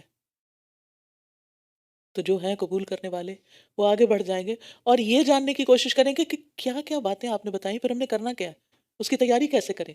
تو سنتوں کو اپنائیں، چھوٹی چھوٹی سنتیں بھی، دائیں ہاتھ سے کھانا، بیٹھ کے کھانا، پانی بھی دائیں ہاتھ سے پینا، بسم اللہ پڑھ کے پینا، بعد میں الحمدللہ کہنا، دایاں جوتا پہلے پہننا، بایاں پہلے اتارنا، گھر میں دعا پڑھ کے داخل ہونا، دعا پڑھ کے نکلنا۔ کون سا کام ہے جس کا طریقہ آپ نے اور جس کے لیے دعائیں اور اللہ کا ذکر آپ نے ہمیں نہیں سکھایا؟ لیکن ہم اپنی سستی اور غفلت کی وجہ سے وہ کام نہیں کرتے۔ تو ہمیں اس کا حریص ہونا چاہیے، سیرت کے مطالعے کا حریص ہونا چاہیے، حدیث پڑھنے کا اور پڑھانے کا اور سیکھنے اور سکھانے کا حریص ہونا چاہیے۔ للذین احسنوا الحسنى وزیادہ ولا يرهق وجوہهم قتر ولا ذلہ اولئک اصحاب الجنہ ہم فیہا خالدون۔ جن لوگوں نے احسان کی روش اختیار کی، نیکی کی، ان کے لیے اچھا بدلہ ہے اور زیادہ بھی، اور ان کے چہروں پر نہ سیاہی چھائے گی اور نہ ذلت۔ یہی لوگ جنت کے ساتھی ہیں، یہی لوگ جنت والے ہیں، وہ اس میں ہمیشہ رہنے والے ہیں۔ احسان کرنے والوں کو، نیکی کرنے والوں کو نہ صرف یہ کہ جنت نصیب ہوگی حسنہ، بلکہ زیادہ بھی نصیب ہوگا، اور وہ ہے اللہ کا دیدار۔ نبی صلی اللہ علیہ وسلم نے فرمایا جب تمام جنت والے جنت میں چلے جائیں گے تو اس وقت اللہ تبارک و تعالیٰ ان سے فرمائیں گے کیا تم مزید کچھ چاہتے ہو؟ وہ عرض کریں گے کیا تو نے ہمارے چہروں کو روشن نہیں کر دیا؟ کیا تو نے ہمیں جنت میں داخل نہیں کیا؟ کیا تو نے ہم کو آگ سے نجات نہیں دی؟ آپ نے فرمایا پھر اللہ ان کے اور اپنے درمیان سے پردہ اٹھا دے گا اور جنتی اللہ کا دیدار کریں گے، تو جو کچھ انہیں ملا ہوگا ان میں سے سب سے زیادہ محبوب ترین چیز ان کے لیے ان کے رب عز و جل کا دیدار ہوگا۔ امیجن کریں، تصور میں اس بات کو محسوس کریں۔ دنیا میں جس انسان کو ہم چاہتے ہیں اس کو دیکھنے کے حریص ہوتے ہیں۔ چھوٹا بچہ پیدا ہوتا ہے نا تو سب کو پیارا لگتا ہے، ایک ایک چیز اس کی دیکھی جاتی ہے، اس کے ہاتھ کیسے ہیں، اس کی آنکھوں کا رنگ کیسا ہے، اس کی فلاں چیز کیسی ہے، صرف اس لیے کہ اس پر پیار آتا ہے۔ معصوم ہوتا ہے نا، گناہ نہیں ہوتے، اس لیے پیار آتا ہے۔ وہی بچے جب بڑے ہوتے ہیں اور ضدی ہو جاتے ہیں، بات نہیں مانتے، تو پیار کا انداز بھی بدل جاتا ہے۔ صرف پیار نہیں ہوتا، پھر ڈانٹ بھی ہوتی، پیار بھی رہتا ہے لیکن پھر ڈانٹ بھی ساتھ شامل ہو جاتی۔ تو جس کو اللہ سے محبت ہے پھر ہو نہیں سکتا کہ وہ نیک اعمال نہ کرے۔ وَيُطْعِمُونَ الطَّعَامَ عَلَىٰ حُبِّهِ مِسْكِينًا وَيَتِيمًا وَأَسِيرًا إِنَّمَا نُطْعِمُكُمْ لِوَجْهِ اللَّهِ، اللہ کے دیدار کے لیے کر رہے ہیں سب کچھ۔ لا نريد منکم جزاء ولا شکورا، نہ بدلہ چاہیے نہ شکریہ، شکریہ بھی نہیں چاہیے، کچھ بھی نہیں چاہیے۔ تو جو اللہ کا چہرہ دیکھنا چاہتا ہے اس کو صرف اللہ ہی کی خاطر نیک کام کرنے چاہیے، اور اس چیز کا شوق بھی رکھنا چاہیے، اس کا انتظار بھی کرنا چاہیے، اور اس کی دعا بھی کرنی چاہیے۔ اور جن لوگوں نے برائیاں کمائیں ان کی برائی کا بدلہ اسی کی مانند ہوگا، یعنی جتنی برائی ہوگی اتنا ہی بدلہ، اور ان پر ذلت چھا جائے گی، انہیں اللہ سے کوئی بچانے والا نہ ہوگا، ان کے چہرے ایسے سیاہ ہوں گے گویا رات کے سیاہ ٹکڑوں سے ڈھانپ دیے گئے ہوں۔ یہی لوگ آگ کے ساتھی ہیں، وہ اس میں ہمیشہ رہنے والے ہیں، اور جس روز ہم ان سب کو اکٹھا کریں گے پھر جن لوگوں نے شرک کیا ان سے کہیں گے کہ اپنی اپنی جگہ ٹھہرے رہو تم اور تمہارے شریک، پھر ہم ان کے درمیان جدائی ڈال دیں گے، اور ان کے شریک کہیں گے کہ تم ہماری عبادت تو نہیں کیا کرتے تھے، وہ بھی بیزار ہو جائیں گے، بس ہمارے اور تمہارے درمیان اللہ گواہ کے طور پر کافی ہے، بے شک ہم تو تمہاری عبادت سے غافل تھے۔ وہاں ہر نفس جانچ لے گا جو اس نے پہلے کیا تھا، اور وہ اللہ کی طرف لوٹائے جائیں گے جو ان کا حقیقی مولا ہے، اور ان سے گم ہو جائیں گے وہ سب شریک جو وہ گھڑا کرتے تھے۔ کہہ دیجئے وہ کون ہے جو تمہیں آسمان اور زمین سے رزق دیتا ہے؟ کون ہے وہ؟ اللہ۔ یا وہ کون ہے جو کانوں اور آنکھوں کا مالک ہے؟ اسی کے اذن سے یہ سن اور دیکھ رہے ہیں۔ اور وہ کون ہے جو زندہ کو مردہ سے اور مردہ کو زندہ سے نکالتا ہے؟ اور وہ کون ہے جو معاملات کی تدبیر کرتا ہے؟ دل میں کہیں نا اللہ، وہ ضرور کہیں گے اللہ، تو کہہ دیجئے کیا پھر تم ڈرتے نہیں؟ پھر اس سے ڈرنا بھی چاہیے جو اتنی طاقتوں کا مالک ہے۔ بس وہ اللہ ہی تمہارا حقیقی رب ہے، بس وہ اللہ ہی حقیقی رب ہے تمہارا، پھر حق کے بعد سوائے گمراہی کے اور کیا رہ جاتا ہے؟ کہاں سے تم پھیرے جاتے ہو؟ یعنی پھر اللہ کو چھوڑ کے اوروں کی طرف منہ کر لیتے ہو۔ اسی طرح آپ کے رب کی یہ بات ان لوگوں پر پوری ہو گئی جنہوں نے نافرمانی کی کہ یہ ایمان نہیں لائیں گے۔ کہہ دیجئے کیا تمہارے شریکوں میں سے کوئی ایسا ہے جو تخلیق کی ابتدا کرتا ہو پھر اسے دوبارہ پیدا کرتا ہو؟ کہہ دیجئے اللہ ہی تخلیق کی ابتدا کرتا ہے پھر وہی اسے دوبارہ پیدا کرے گا، تو کہاں سے تم پھیرے جاتے ہو؟ یعنی تمہیں سمجھ ہے بھی اور نہیں بھی، اور یہ پھیرنے والا تو دراصل شیطان ہے جو برائی کو مزین کر دیتا ہے۔ کہہ دیجئے کیا تمہارے شریکوں میں سے کوئی ایسا بھی ہے جو حق کی طرف رہنمائی کرتا ہو؟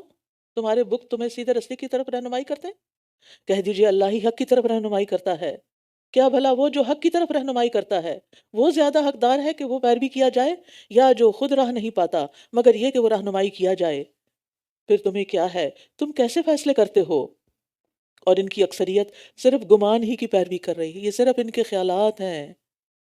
بے شک گمان حق کے مقابلے میں کچھ بھی کام نہیں آتا، حق تو دلیل پہ قائم ہوتا ہے، اس کی تو بنیادیں ہوتی ہیں۔ بے شک اللہ اس کو خوب جاننے والا ہے، بے شک اللہ اس کو خوب جاننے والا ہے جو کچھ وہ کر رہے ہیں، جو کچھ یہ کر رہے ہیں۔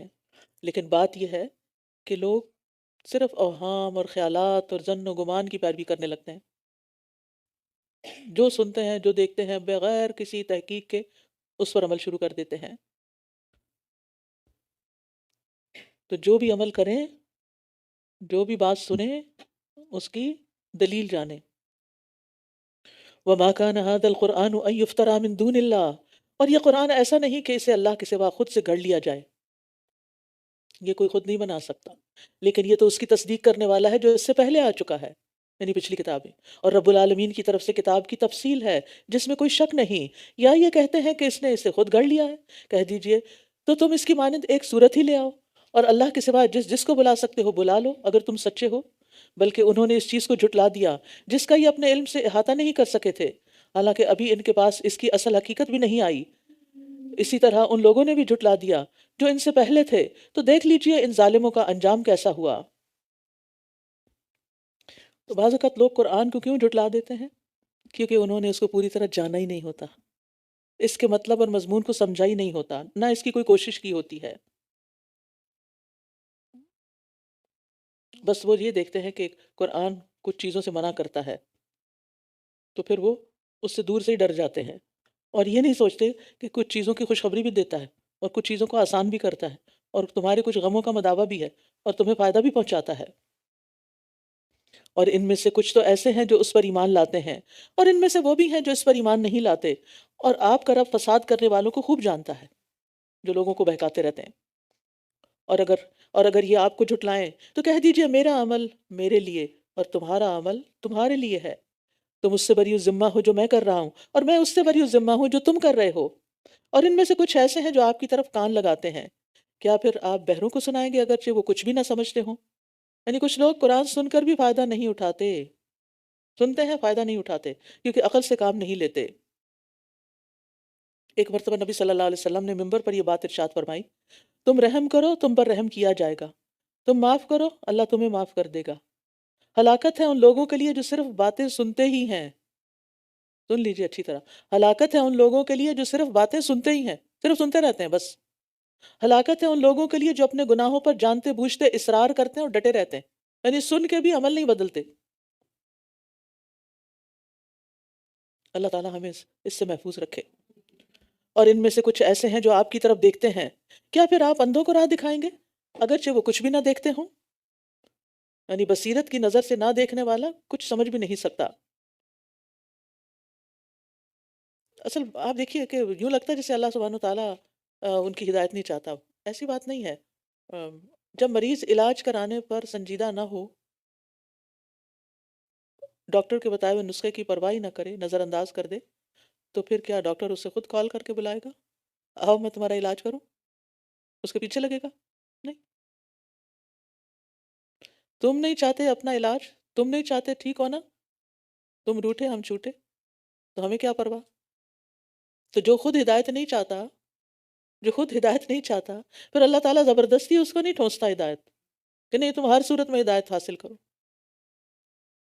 بس اللہ سے توفیق مانگنی چاہیے کہ اللہ جو بات نیکی کی ہم سنیں، ہمیں اس پر عمل کی توفیق بھی دے دے، ہمارا دل کھول دے۔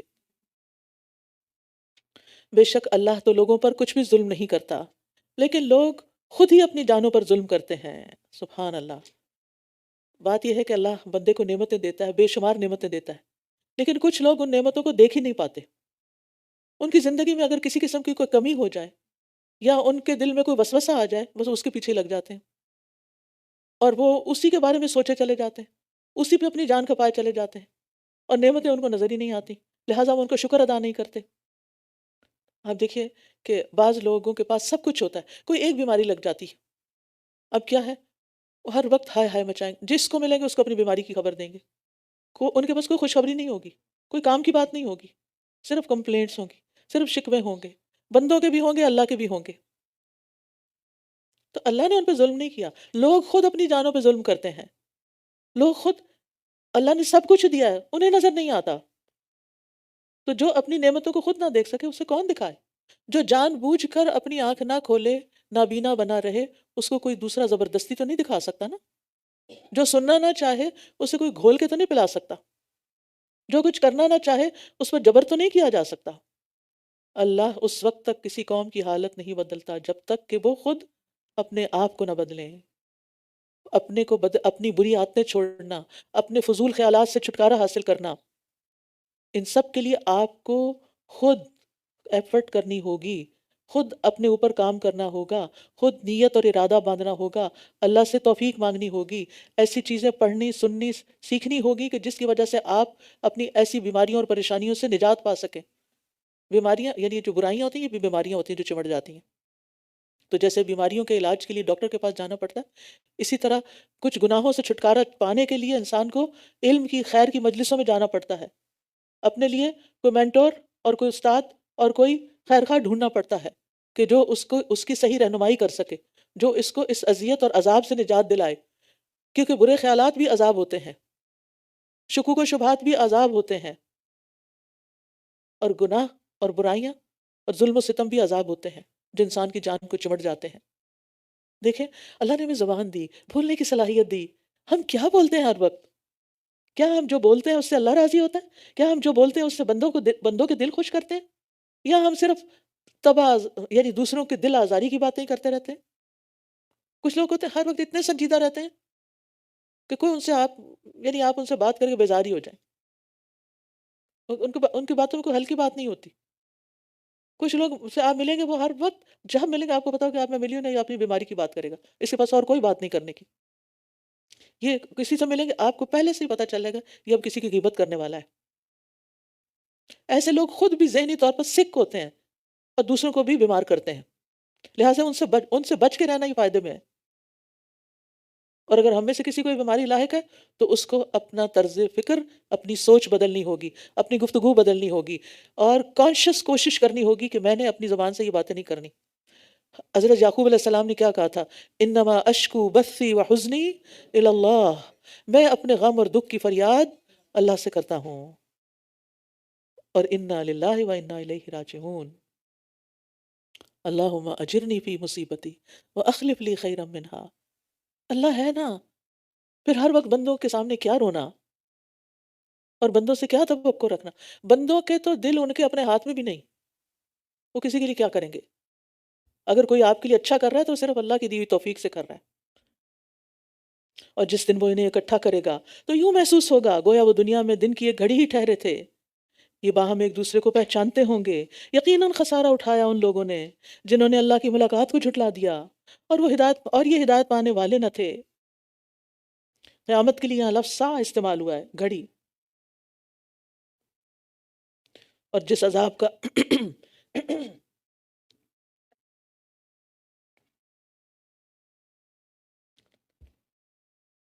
اور جس عذاب کا ہم ان سے وعدہ کر رہے ہیں، اگر اس کا کچھ حصہ ہم آپ کو دکھا دیں یا اس سے پہلے ہی ہم آپ کو فوت کر دیں تو ہماری طرف ہی ان کا لوٹنا ہے، پھر اللہ اس پر گواہ ہے جو کچھ یہ کر رہے ہیں۔ وَلِكُلِّ أُمَّةٍ الرَّسُولُ، اور ہر امت کے لیے ایک رسول ہے، پھر جب ان کا رسول آ جاتا ہے تو ان کے درمیان پورے انصاف کے ساتھ فیصلہ کر دیا جاتا ہے، اور ان پر ظلم نہیں کیا جاتا۔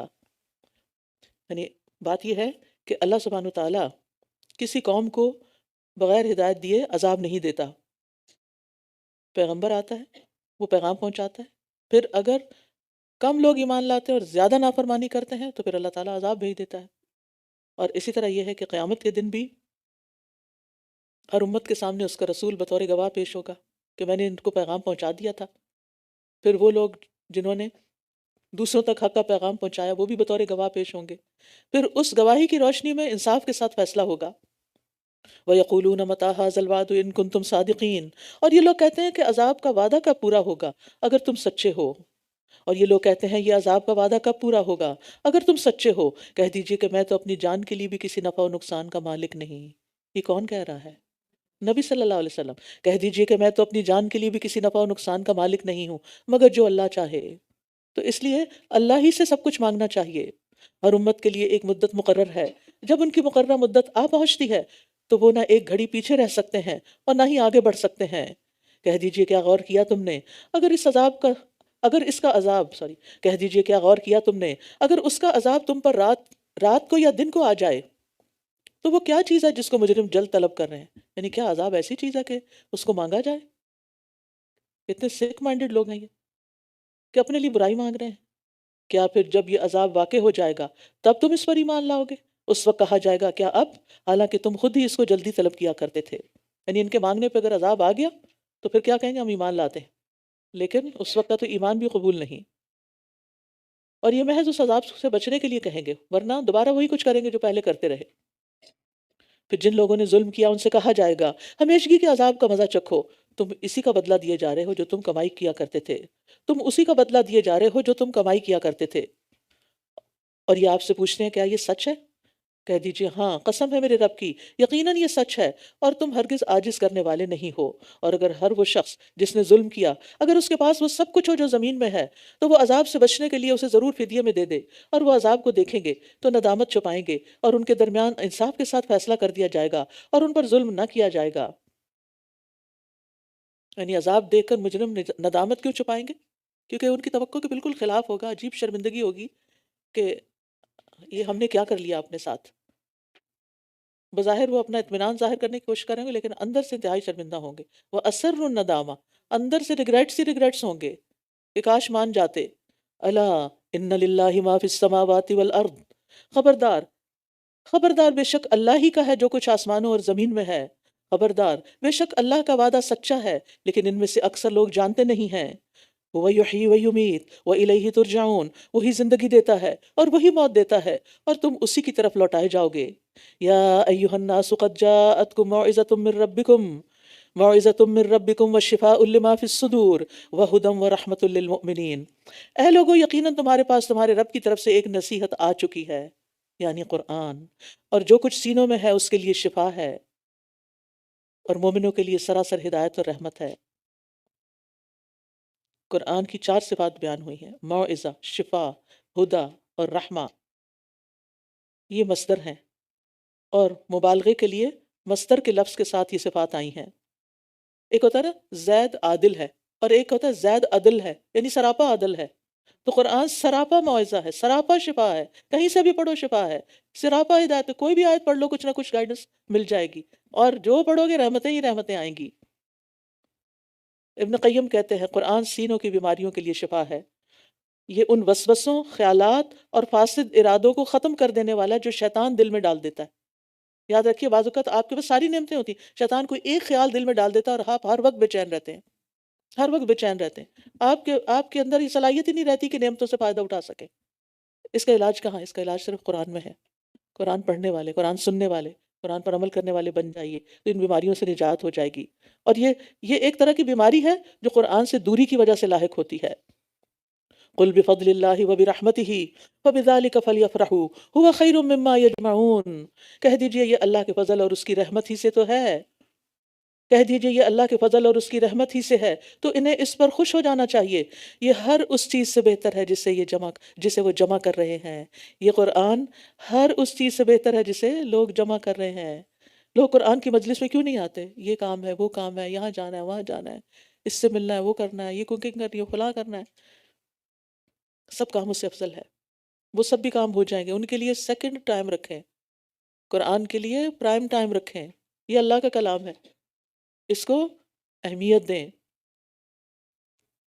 اور یہاں پر آپ دیکھیں بفضل اللہ وبرحمتہ، یعنی یہ اللہ کا فضل اور اللہ کی رحمت ہے۔ فبذلک فلیفرحوا، اس کی وجہ سے خوش ہو جائیں۔ اور یفرحوا کا لفظ ہے نا فرح کا معنی دیتا ہے، یعنی کسی جلد ملنے والی لذت سے سینے کا کھل جانا، خوش ہو جانا۔ لیکن اکثر یہ لفظ بدنی لذتوں سے حاصل ہونے والی خوشی پہ بولا جاتا ہے۔ دین کی نعمت، قرآن کی نعمت دنیا کے سارے ساز و سامان سے بہتر ہے۔ اگر انسان کے گھر میں اعلیٰ فرنیچر نہیں، کوئی بات نہیں، اگر اعلیٰ کھانے نہیں کھا سکتا، کوئی بات نہیں، اگر اس کی ساری خواہشات و تمنائیں پوری نہیں ہوتی، کوئی بات نہیں، لیکن جو اس کو ملا ہے وہ ان سب چیزوں سے بہتر ہے جس کی کوئی خواہش کر سکتا ہے۔ کیونکہ سب کچھ فنا ہونے والا ہے، سب کچھ جانے والا ہے، تو فانی کو باقی سے کیا نسبت؟ جو جانے والا ہے وہ تو جانے ہی والا ہے. اس لیے یہ ہر چیز سے بہتر ہے، کیونکہ اس نے آپ کے ساتھ جانا ہے. اس پر جو آپ عمل کریں گے، ابھی آپ نے حدیث سنی نا کہ عمل، قرآن پر عمل جو ہے، دین پر عمل، وہ قبر میں خوش شکل انسان، خوشبودار خوش شکل انسان کی شکل میں آپ کو ملے گا، اور حشر کے دن تو گلے لگا لے گا. کہہ دیجئے کیا غور کیا تم نے کہ اللہ نے تمہارے لیے جو رزق اتارا، پھر تم نے اس میں سے کچھ حرام اور کچھ حلال بنا لیا؟ کہہ دیجئے کیا اللہ نے تمہیں اس کی اجازت دی ہے، یا تم اللہ پہ جھوٹ گھڑتے ہو؟ اپنی طرف سے حلال اور حرام بنا لینے والوں سے سوال کیا جا رہا ہے. ہمیں اجازت نہیں، ہمارے لیے کوئی موقع نہیں کہ ہم اپنی مرضی سے چیزوں کو حلال یا حرام کریں. یہ قانون صرف اللہ کے ہاتھ میں ہے. اور جو لوگ اللہ پر جھوٹ گھڑتے ہیں وہ قیامت کے بارے میں کیا گمان رکھتے ہیں؟ بے شک اللہ تو لوگوں پر فضل کرنے والا ہے، لیکن ان میں سے اکثر شکر ادا نہیں کرتے. قیامت کا دن دیکھنے کو تو بڑا بھاری لگتا ہے، لیکن یہ دراصل اللہ کی رحمت ہے کہ اس نے ایک دن رکھا ہے جس میں سب کو اس کی نیکیوں کی جزا اور بدلہ دیا جا سکے. دنیا میں ہر چیز کی لمٹس ہیں یا نہیں؟ ہر چیز کی لمٹ. آپ ایک حد سے زیادہ کھا نہیں سکتے، ایک حد سے زیادہ جاگ نہیں سکتے، ایک حد سے زیادہ دیکھ نہیں سکتے، دیکھنے کے لیے چند میل سے آگے آپ کی نگاہ نہیں جاتی، ایک حد سے زیادہ دور کی آواز آپ سن نہیں سکتے. ہر چیز کی لمٹس ہیں. جنت لمٹ لیس ہے، ان لمیٹڈ ہے، اس کی ہر خوشی، کیونکہ اس میں کبھی ختم ہی نہیں ہونا، ہمیشہ ہمیشہ باقی رہنا ہے. تو اللہ نے وہ دن اس لیے رکھا تاکہ لوگوں کو جو اچھا کرے اور یہاں اس کا بدلہ دیا ہی نہیں جا سکتا، وہ وہاں بدلہ پا سکیں، اچھائی کا بھی اور برائی کا بھی. اور اے رسول آپ جس حال میں بھی ہوتے ہیں اور اس کی طرف سے آنے والے قرآن میں سے جو کچھ بھی پڑھتے ہیں، اور اے لوگو جو عمل بھی تم کرتے ہو، ہم تمہیں دیکھ رہے ہوتے ہیں. اللہ تعالیٰ سب کو دیکھ رہے ہوتے ہیں جب تم اس میں مشغول ہوتے ہو، اور آپ کے رب سے چھپ نہیں سکتی ذرے کے ہم وزن بھی کوئی چیز، نہ زمین میں اور نہ آسمان میں، اور نہ اس سے چھوٹی اور نہ بڑی، نہ اس سے چھوٹی اور نہ بڑی، مگر وہ ایک کھلی کتاب میں درج ہے. الا ان اولیاء اللہ لا خوف علیہم ولا هم یحزنون. خبردار، بے شک اللہ کے دوستوں کو نہ کوئی خوف ہوگا اور نہ وہ غمگین ہوں گے. یعنی اللہ حرف تنبیہ ہے، خوب سن لو، آگاہ ہو جاؤ، بڑی اہم بات ہونے والی ہے. کیا کہ اللہ کے دوستوں کے لیے خوف اور غم نہیں ہوتا. ابن حزم اندلسی نے ایک رسالہ لکھا الاخلاق والسیر، اس میں وہ اپنی زندگی کے تجربات کا نچوڑ بتاتے ہیں. وہ کہتے ہیں کہ میں نے غور کیا تو اس نتیجے پر پہنچا کہ دنیا میں جو شخص کوئی بھی محنت کرتا ہے، اس کے پیش نظر خوشی کا حصول اور خوف و غم سے بچنا ہوتا ہے. یعنی ہم یہ بھاگ دوڑ جو کر رہے ہیں نا، ان دو کاموں کے لیے کر رہے ہیں. اس آیت میں خوشی کے حصول اور خوف و غم سے بچنے کا طریقہ بتا دیا، اور وہ کس میں ہے؟ اللہ کی دوستی میں. اللہ والے بن جاؤ. اولیاء اللہ کو نہ دنیا میں غم ہوتا ہے، یعنی غم ہوتے ہیں لیکن وہ ان کی پرواہ نہیں کرتا، اور آخرت میں تو کوئی غم ہوگا ہی نہیں. جنت کی ایک ڈبکی لگا کے سارے غم دور ہو جائیں گے. اور مومن کے لیے دنیاوی تکلیفیں اور پریشانیاں بھی غم کا باعث نہیں بنتی، کیونکہ اسے اس مصیبت پر اجر کی امید ہوتی ہے، لہٰذا وہ تکلیف تو اٹھاتا ہے لیکن غم نہیں لگا لیتا. لیکن اولیاء اللہ ہوتے کون ہیں؟ ہم؟ اولیاء اللہ کون ہوتے ہیں جن پہ خوف اور غم نہیں ہوتا؟ الذین آمنوا وکانوا یتقون، وہ لوگ جو ایمان لائے اور وہ تقوی اختیار کرتے ہیں. اصل میں کچھ لوگوں نے اولیاء اللہ کے بارے میں اتنی انوکھی قسم کی باتیں گھڑ رکھی ہیں اور ان کو مافوق الفطرت سمجھ رکھا ہے، انسانوں سے اوپر کے درجے کی کوئی چیز، کہ جن سے عجیب و غریب کرامتیں اور شعبدے ظاہر ہوتے ہیں. اور پھر یہ بھی نہیں دیکھا جاتا کہ ان لوگوں کا عقیدہ کیا ہے، وہ توحید پر ہیں یا شرک کرنے والے ہیں، نماز بھی پڑھتے ہیں یا نہیں. کہتے ہیں یہ تو سادھو لوگ ہیں، ان کو نماز کی ضرورت نہیں ہے، بس اللہ کے ولی ہیں. یہ کیسے ولی ہو گئے جو اللہ کے حکم پہ ہی نہیں چل رہے؟ وہ پاکی ناپاکی کا بھی بعض اوقات خیال نہیں رکھتے، حلال حرام کا خیال نہیں رکھتے، پر یہ اللہ کے ولی بنے ہوئے ہیں. یہ لوگوں نے بنا دیا نا ان کو اللہ کا ولی. کیا اللہ نے بھی واقعی کہا کہ یہ میرے ولی ہیں؟ کیا نبی صلی اللہ علیہ وسلم نے ایسا کوئی کام کیا؟ کیا آپ سے بڑھ کر کوئی اللہ کا ولی تھا؟ لیکن جو حقیقی معنوں میں اللہ کے ولی ہیں، لہم البشریٰ فی الحیات الدنیا، ان کے لیے دنیا کی زندگی میں بھی خوشخبری ہے اور آخرت میں بھی. اللہ کی باتیں تبدیل نہیں ہوتی، یہی بہت بڑی کامیابی ہے. اس کا یہ مطلب نہیں کہ دنیا کی زندگی میں ان کو کوئی غم اور تکلیف اور پریشانی ہوتی نہیں. اگر کچھ ایسے معاملات ان کی زندگی میں آتے بھی ہیں، جیسے نبی صلی اللہ علیہ وسلم نے فرمایا اے ابراہیم ہم تمہاری جدائی پر غمگین ہیں، لیکن یہ ایک جذباتی غم ہوتا ہے جو مستقل نہیں رہتا، وقتی طور پر ہوتا ہے، صبر کرنے سے ختم ہو جاتا ہے. دائمی غم لاحق نہیں ہوتے اور نہ وہ ان میں پڑتے ہیں. تو دنیا میں بھی پاکیزہ اور صاف ستھری زندگی ان کو ملے گی، غم اور خوف سے محفوظ. پھر یہ کہ اچھے خوابوں سے ان کو خوشخبری ملتی ہے، موت کے وقت فرشتے آ کے خوشخبری دیتے ہیں اور لوگوں کے دلوں میں ان کی محبت ڈال دی جاتی ہے، لوگوں کی طرف سے ان کو خوشخبریاں ملتی ہیں، ان کی دعائیں قبول ہوتی ہیں. اور آپ کو ان کی باتیں غمگین نہ کریں. عزت تو ساری کی ساری اللہ ہی کے لیے ہے، وہ خوب سننے والا، خوب جاننے والا ہے۔ اولیاء اللہ کی سعادت بیان کرنے کے بعد آپ کو تسلی دی جا رہی ہے، خبردار، بے شک اللہ ہی کے ہیں جو آسمانوں میں ہیں اور جو زمین میں ہیں، اور جو لوگ اللہ کو چھوڑ کر دوسرے شریکوں کو پکارتے ہیں وہ شریکوں کی پیروی نہیں کر رہے، وہ تو محض گمان کی پیروی کر رہے ہیں، اور وہ محض قیاس آرائیاں کر رہے ہیں۔ وہی ہے جس نے تمہارے لیے رات بنائی تاکہ تم اس میں سکون حاصل کرو، اور دن کو روشن بنایا تاکہ کچھ کام کرو۔ اب لوگوں نے اس کو الٹ دیا، راتوں کو جاگتے ہیں اور دن کو سوتے ہیں۔ اللہ رحم کرے سب پر۔ بے شک اس میں ان لوگوں کے لیے بہت سی نشانیاں ہیں جو سنتے ہیں، یہ کہتے ہیں اللہ نے بیٹا بنا لیا، وہ پاک ہے، وہ تو بے نیاز ہے، آسمانوں اور زمین میں جو کچھ ہے اسی کا ہے، اس کو کیا بیٹے کی ضرورت؟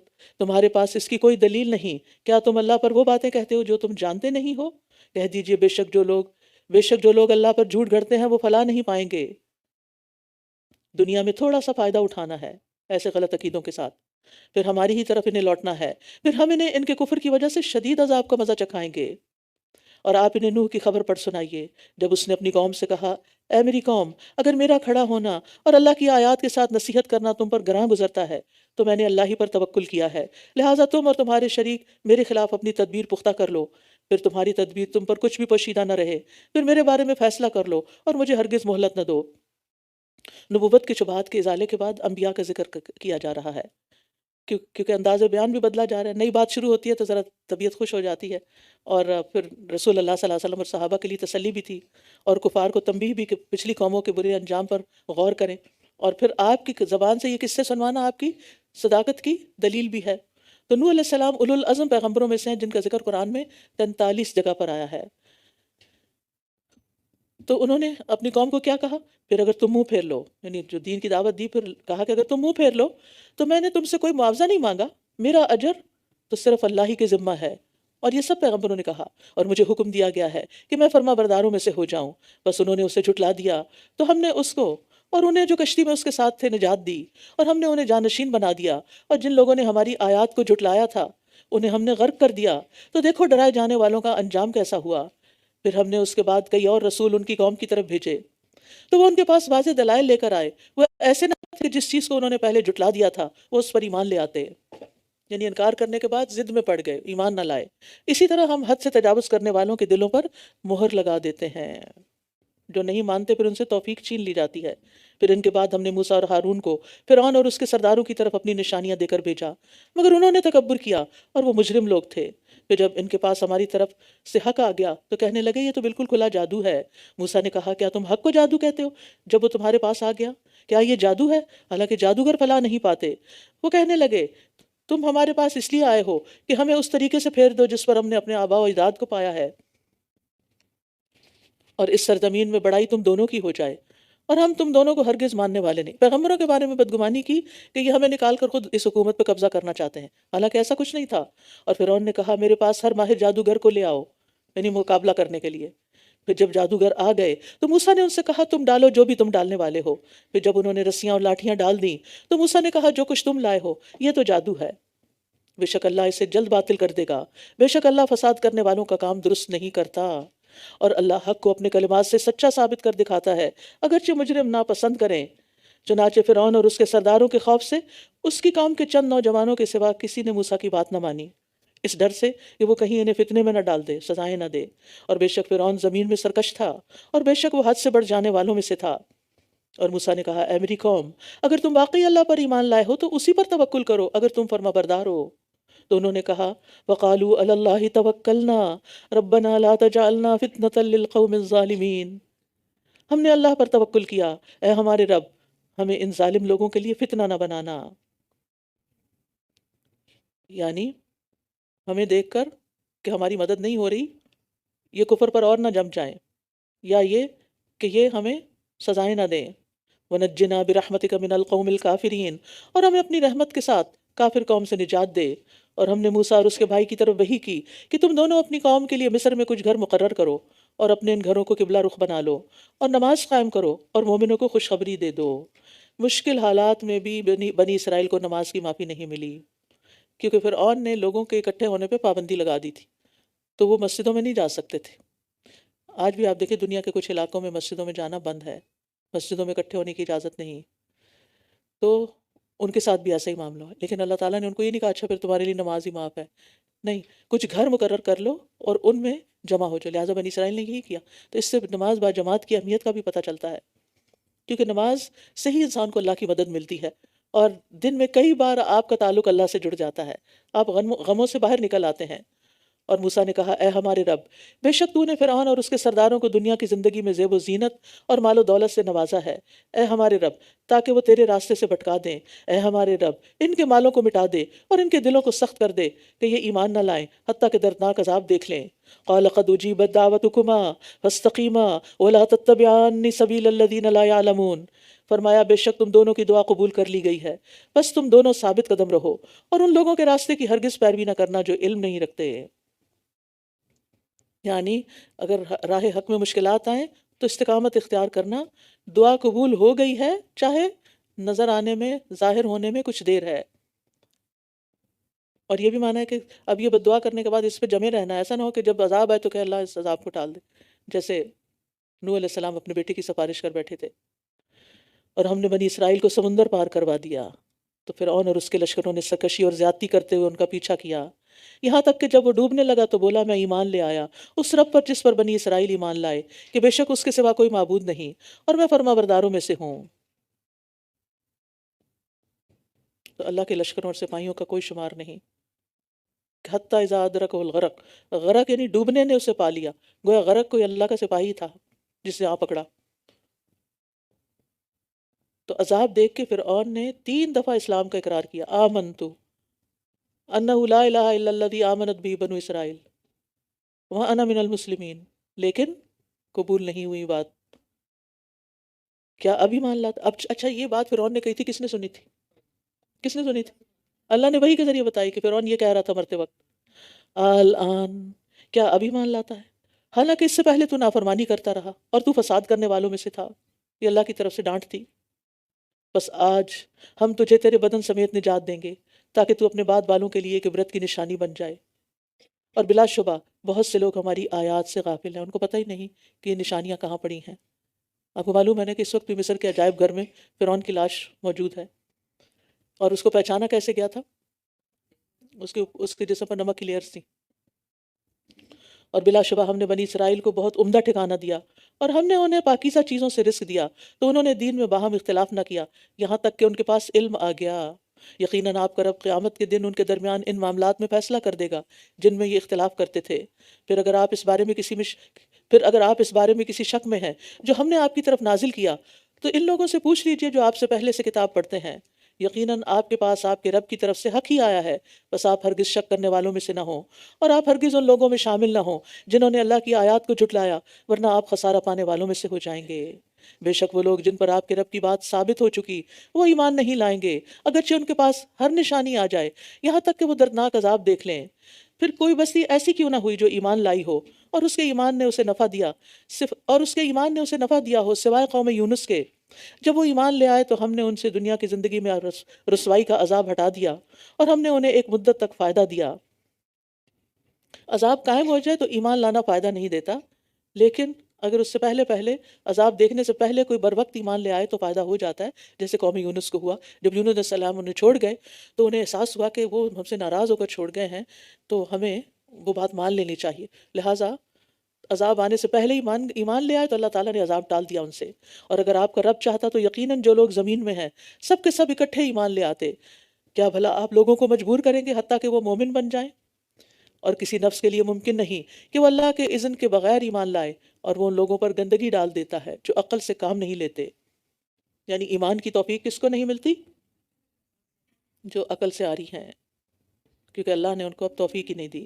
کہہ دیجئے تم دیکھو کہ آسمانوں اور زمین میں کیا کچھ ہے، اور نشانیاں اور ڈراوے ان لوگوں کو کچھ فائدہ نہیں دیتے جو ایمان نہیں لاتے، اور نشانیاں اور ڈراوے ان لوگوں کو کچھ فائدہ نہیں دیتے جو ایمان نہیں لاتے. تو کیا یہ ان لوگوں جیسے واقعات کا انتظار کر رہے ہیں جو ان سے پہلے گزر چکے ہیں؟ آپ کہہ دیجئے پس انتظار کرو، یقیناً میں بھی تمہارے ساتھ انتظار کرنے والوں میں سے ہوں. پھر ہم اپنے رسولوں کو اور ان لوگوں کو جو ایمان لائے نجات دیتے ہیں. اسی طرح ہم پر حق ہے کہ ہم مومنوں کو نجات دیں. اس سے پتہ چلتا ہے کہ جیسے ماضی میں ایمان والوں کی نجات ہوئی، آئندہ بھی ایمان والوں کی نجات ہوتی رہے گی انشاءاللہ. کہہ دیجئے اے لوگو، اگر تم میرے دین کے بارے میں کسی شک میں ہو تو میں ان کی عبادت نہیں کرتا. تو میں ان کی عبادت نہیں کرتا جن کی تم اللہ کو چھوڑ کر عبادت کرتے ہو، لیکن میں تو اس اللہ کی عبادت کرتا ہوں جو تمہیں فوت کرتا ہے، اور مجھے حکم دیا گیا ہے کہ میں ایمان لانے والوں میں سے ہو جاؤں، اور یہ کہ آپ اپنا چہرہ یکسو ہو کر دین کی طرف قائم رکھیے، اور آپ ہرگز ان لوگوں میں شامل نہ ہوں جو مشرک ہیں، اور اللہ کو چھوڑ کر اس کو نہ پکاریے جو نہ آپ کو نفع دے سکتا ہے اور نہ نقصان، پھر اگر بالفرض آپ نے ایسا کیا تو بے شک تب آپ ظالموں میں سے ہوں گے۔ ایسا نہیں کہ نبی صلی اللہ علیہ وسلم یہ کرنے والے تھے، آپ کو کہہ کر سب کو سنایا جا رہا ہے، اور اگر اللہ آپ کو کوئی تکلیف پہنچائے تو اس کے سوا اسے کوئی ہٹانے والا نہیں، اور اگر وہ آپ کے ساتھ کسی بھلائی کا ارادہ کر لے تو اس کے فضل کو کوئی پھیرنے والا بھی نہیں، وہ اسے اپنے بندوں میں سے جسے چاہتا ہے پہنچا دیتا ہے، اور وہ بہت بخشنے والا نہایت رحم کرنے والا ہے۔ کہہ دیجئے اے لوگو، یقیناً تمہارے پاس تمہارے رب کی طرف سے حق آ چکا ہے، تو جس نے ہدایت پائی تو بے شک وہ اپنی ہی ذات کے فائدے کے لیے ہدایت پائے گا، اور جو گمراہ ہوا تو بے شک اس کی گمراہی کا وبال اسی پر ہوگا، اور میں تم پر کوئی نگران نہیں، یعنی میرا کام پہنچا دینا ہے، تم مانو یا نہ مانو یہ تمہاری مرضی، لیکن نقصان پھر اسی کو ہوگا جو نہیں مانے گا۔ پیغمبر کو اس کا کوئی نقصان نہیں، بتانے والے کا اس میں نہ کوئی فائدہ ہے، بتانے والے کا اس میں کوئی نقصان نہیں ہے، اور جو کچھ آپ پر وحی کیا گیا ہے آپ اسی کی پیروی کیجئے اور صبر سے کام لیجئے یہاں تک کہ اللہ فیصلہ کر دے، اور وہ سب فیصلہ کرنے والوں سے بہتر ہے، اور اللہ کے فیصلوں کو کوئی روکنے والا بھی نہیں۔ سورت ہود جو ہے یہ قرآن مجید کی ان صورتوں میں سے ہے جن کا نبی صلی اللہ علیہ وسلم پر بہت گہرا اثر ہوا تھا۔ ابو بکر رضی اللہ عنہ نے عرض کیا، یا رسول اللہ آپ بوڑھے لگتے ہیں، بوڑھے ہو گئے ہیں۔ فرمایا مجھے ہود، واقعہ، مرسلات، اما یتساءلون اور تکبیر نے، سورۃ تکبیر نے بوڑھا کر دیا، یعنی اس میں عذاب کی اتنی باتیں ہیں کہ وہ آپ کے دل پر ایسے اثر کی کہ آپ پہ بڑھاپا نظر آنے لگا۔ سورۃ ہود، بسم اللہ الرحمن الرحیم، الف لام را، کتاب احکمت آیاتہ ثم فصلت من لدن حکیم خبیر۔ الف لام را، یہ ایک کتاب ہے جس کی آیات پختہ کی گئی ہیں، پھر بہت حکمت والے خوب باخبر کی طرف سے کھول کر بیان کی گئی ہیں، یعنی پختہ بھی ہیں اور واضح بھی ہیں۔ یہ کہ، اور اس کی تعلیم کیا ہے؟ یہ کہ تم اللہ کے سوا کسی کی عبادت نہ کرو، بے شک میں تمہارے لیے اس کی طرف سے ایک خبردار کرنے والا اور خوشخبری دینے والا ہوں، اور یہ کہ تم اپنے رب سے بخشش مانگو، پھر اس کی طرف پلٹ آؤ، وہ تمہیں ایک مقرر مدت تک اچھا سامان زندگی دے گا، اور ہر صاحب فضل کو اس کا فضل عطا کرے گا، اور اگر تم منہ پھیرو گے تو میں تم پر ایک بڑے دن کے عذاب سے ڈرتا ہوں۔ تو یہاں استغفار اور توبہ کا فائدہ بتایا جا رہا ہے۔ کیا فائدہ؟ کہ مومن کے لیے موت تک دنیا کا مال بھی، دنیا کا سامان بھی متاع حسن ہو جائے گا، دنیا کی نعمتوں سے سرفراز ہو کر بھی وہ متاع غرور کی بجائے متاع حسن سے فائدہ اٹھائے گا، یعنی استغفار کرنے والوں کے لیے یہ دنیا کا ساز و سامان بھی متاع حسن ہے، اور نافرمانوں کے لیے یہ متاع غرور ہے۔ تو اس سے پتہ چلتا ہے کہ اللہ کی خاطر کیا جانے والا ہر کام نیکی کا کام ہے، اس پر اجر ملتا ہے، یہاں تک کہ آپ نے فرمایا یہاں تک کہ وہ لقمہ بھی جو تم اپنی بیوی کے منہ میں ڈالو گے اس پر بھی اجر ہے۔ تو ایسے مومن کو دنیا میں حیات طیبہ حاصل ہوتی ہے اور آخرت کا اجر بھی بہترین ہوگا۔ اِلَى اللَّهِ مَرْجِعُكُمْ وَهُوَ عَلَى كُلِّ شَيْءٍ قَدِيرٌ، اللہ ہی کی طرف تم سب کو لوٹنا ہے اور وہ ہر چیز پر خوب قدرت رکھنے والا ہے۔ خبردار، وہ اپنے سینے دوہرے کرتے ہیں تاکہ وہ اس اللہ سے چھپ سکیں۔ خبردار، جس وقت وہ اپنے آپ کو کپڑوں سے ڈھانپ رہے ہوتے ہیں، وہ جانتا ہے جو کچھ وہ چھپاتے ہیں اور جو وہ ظاہر کرتے ہیں، بے شک وہ سینوں کے بھید بھی خوب جانتا ہے۔ سبحان اللہ، انسان اللہ سے چھپ کر کہیں بھی نہیں جا سکتا کہ جہاں وہ گناہ کر سکے، تو اس لیے جو بھی وہ فرماتا ہے اسے خوشی سے قبول کریں۔ وآخر دعوانا ان الحمد للہ رب العالمین، سبحانک اللہم وبحمدک، اشہد ان لا الہ الا انت، استغفرک واتوب الیک۔ السلام علیکم ورحمۃ اللہ وبرکاتہ۔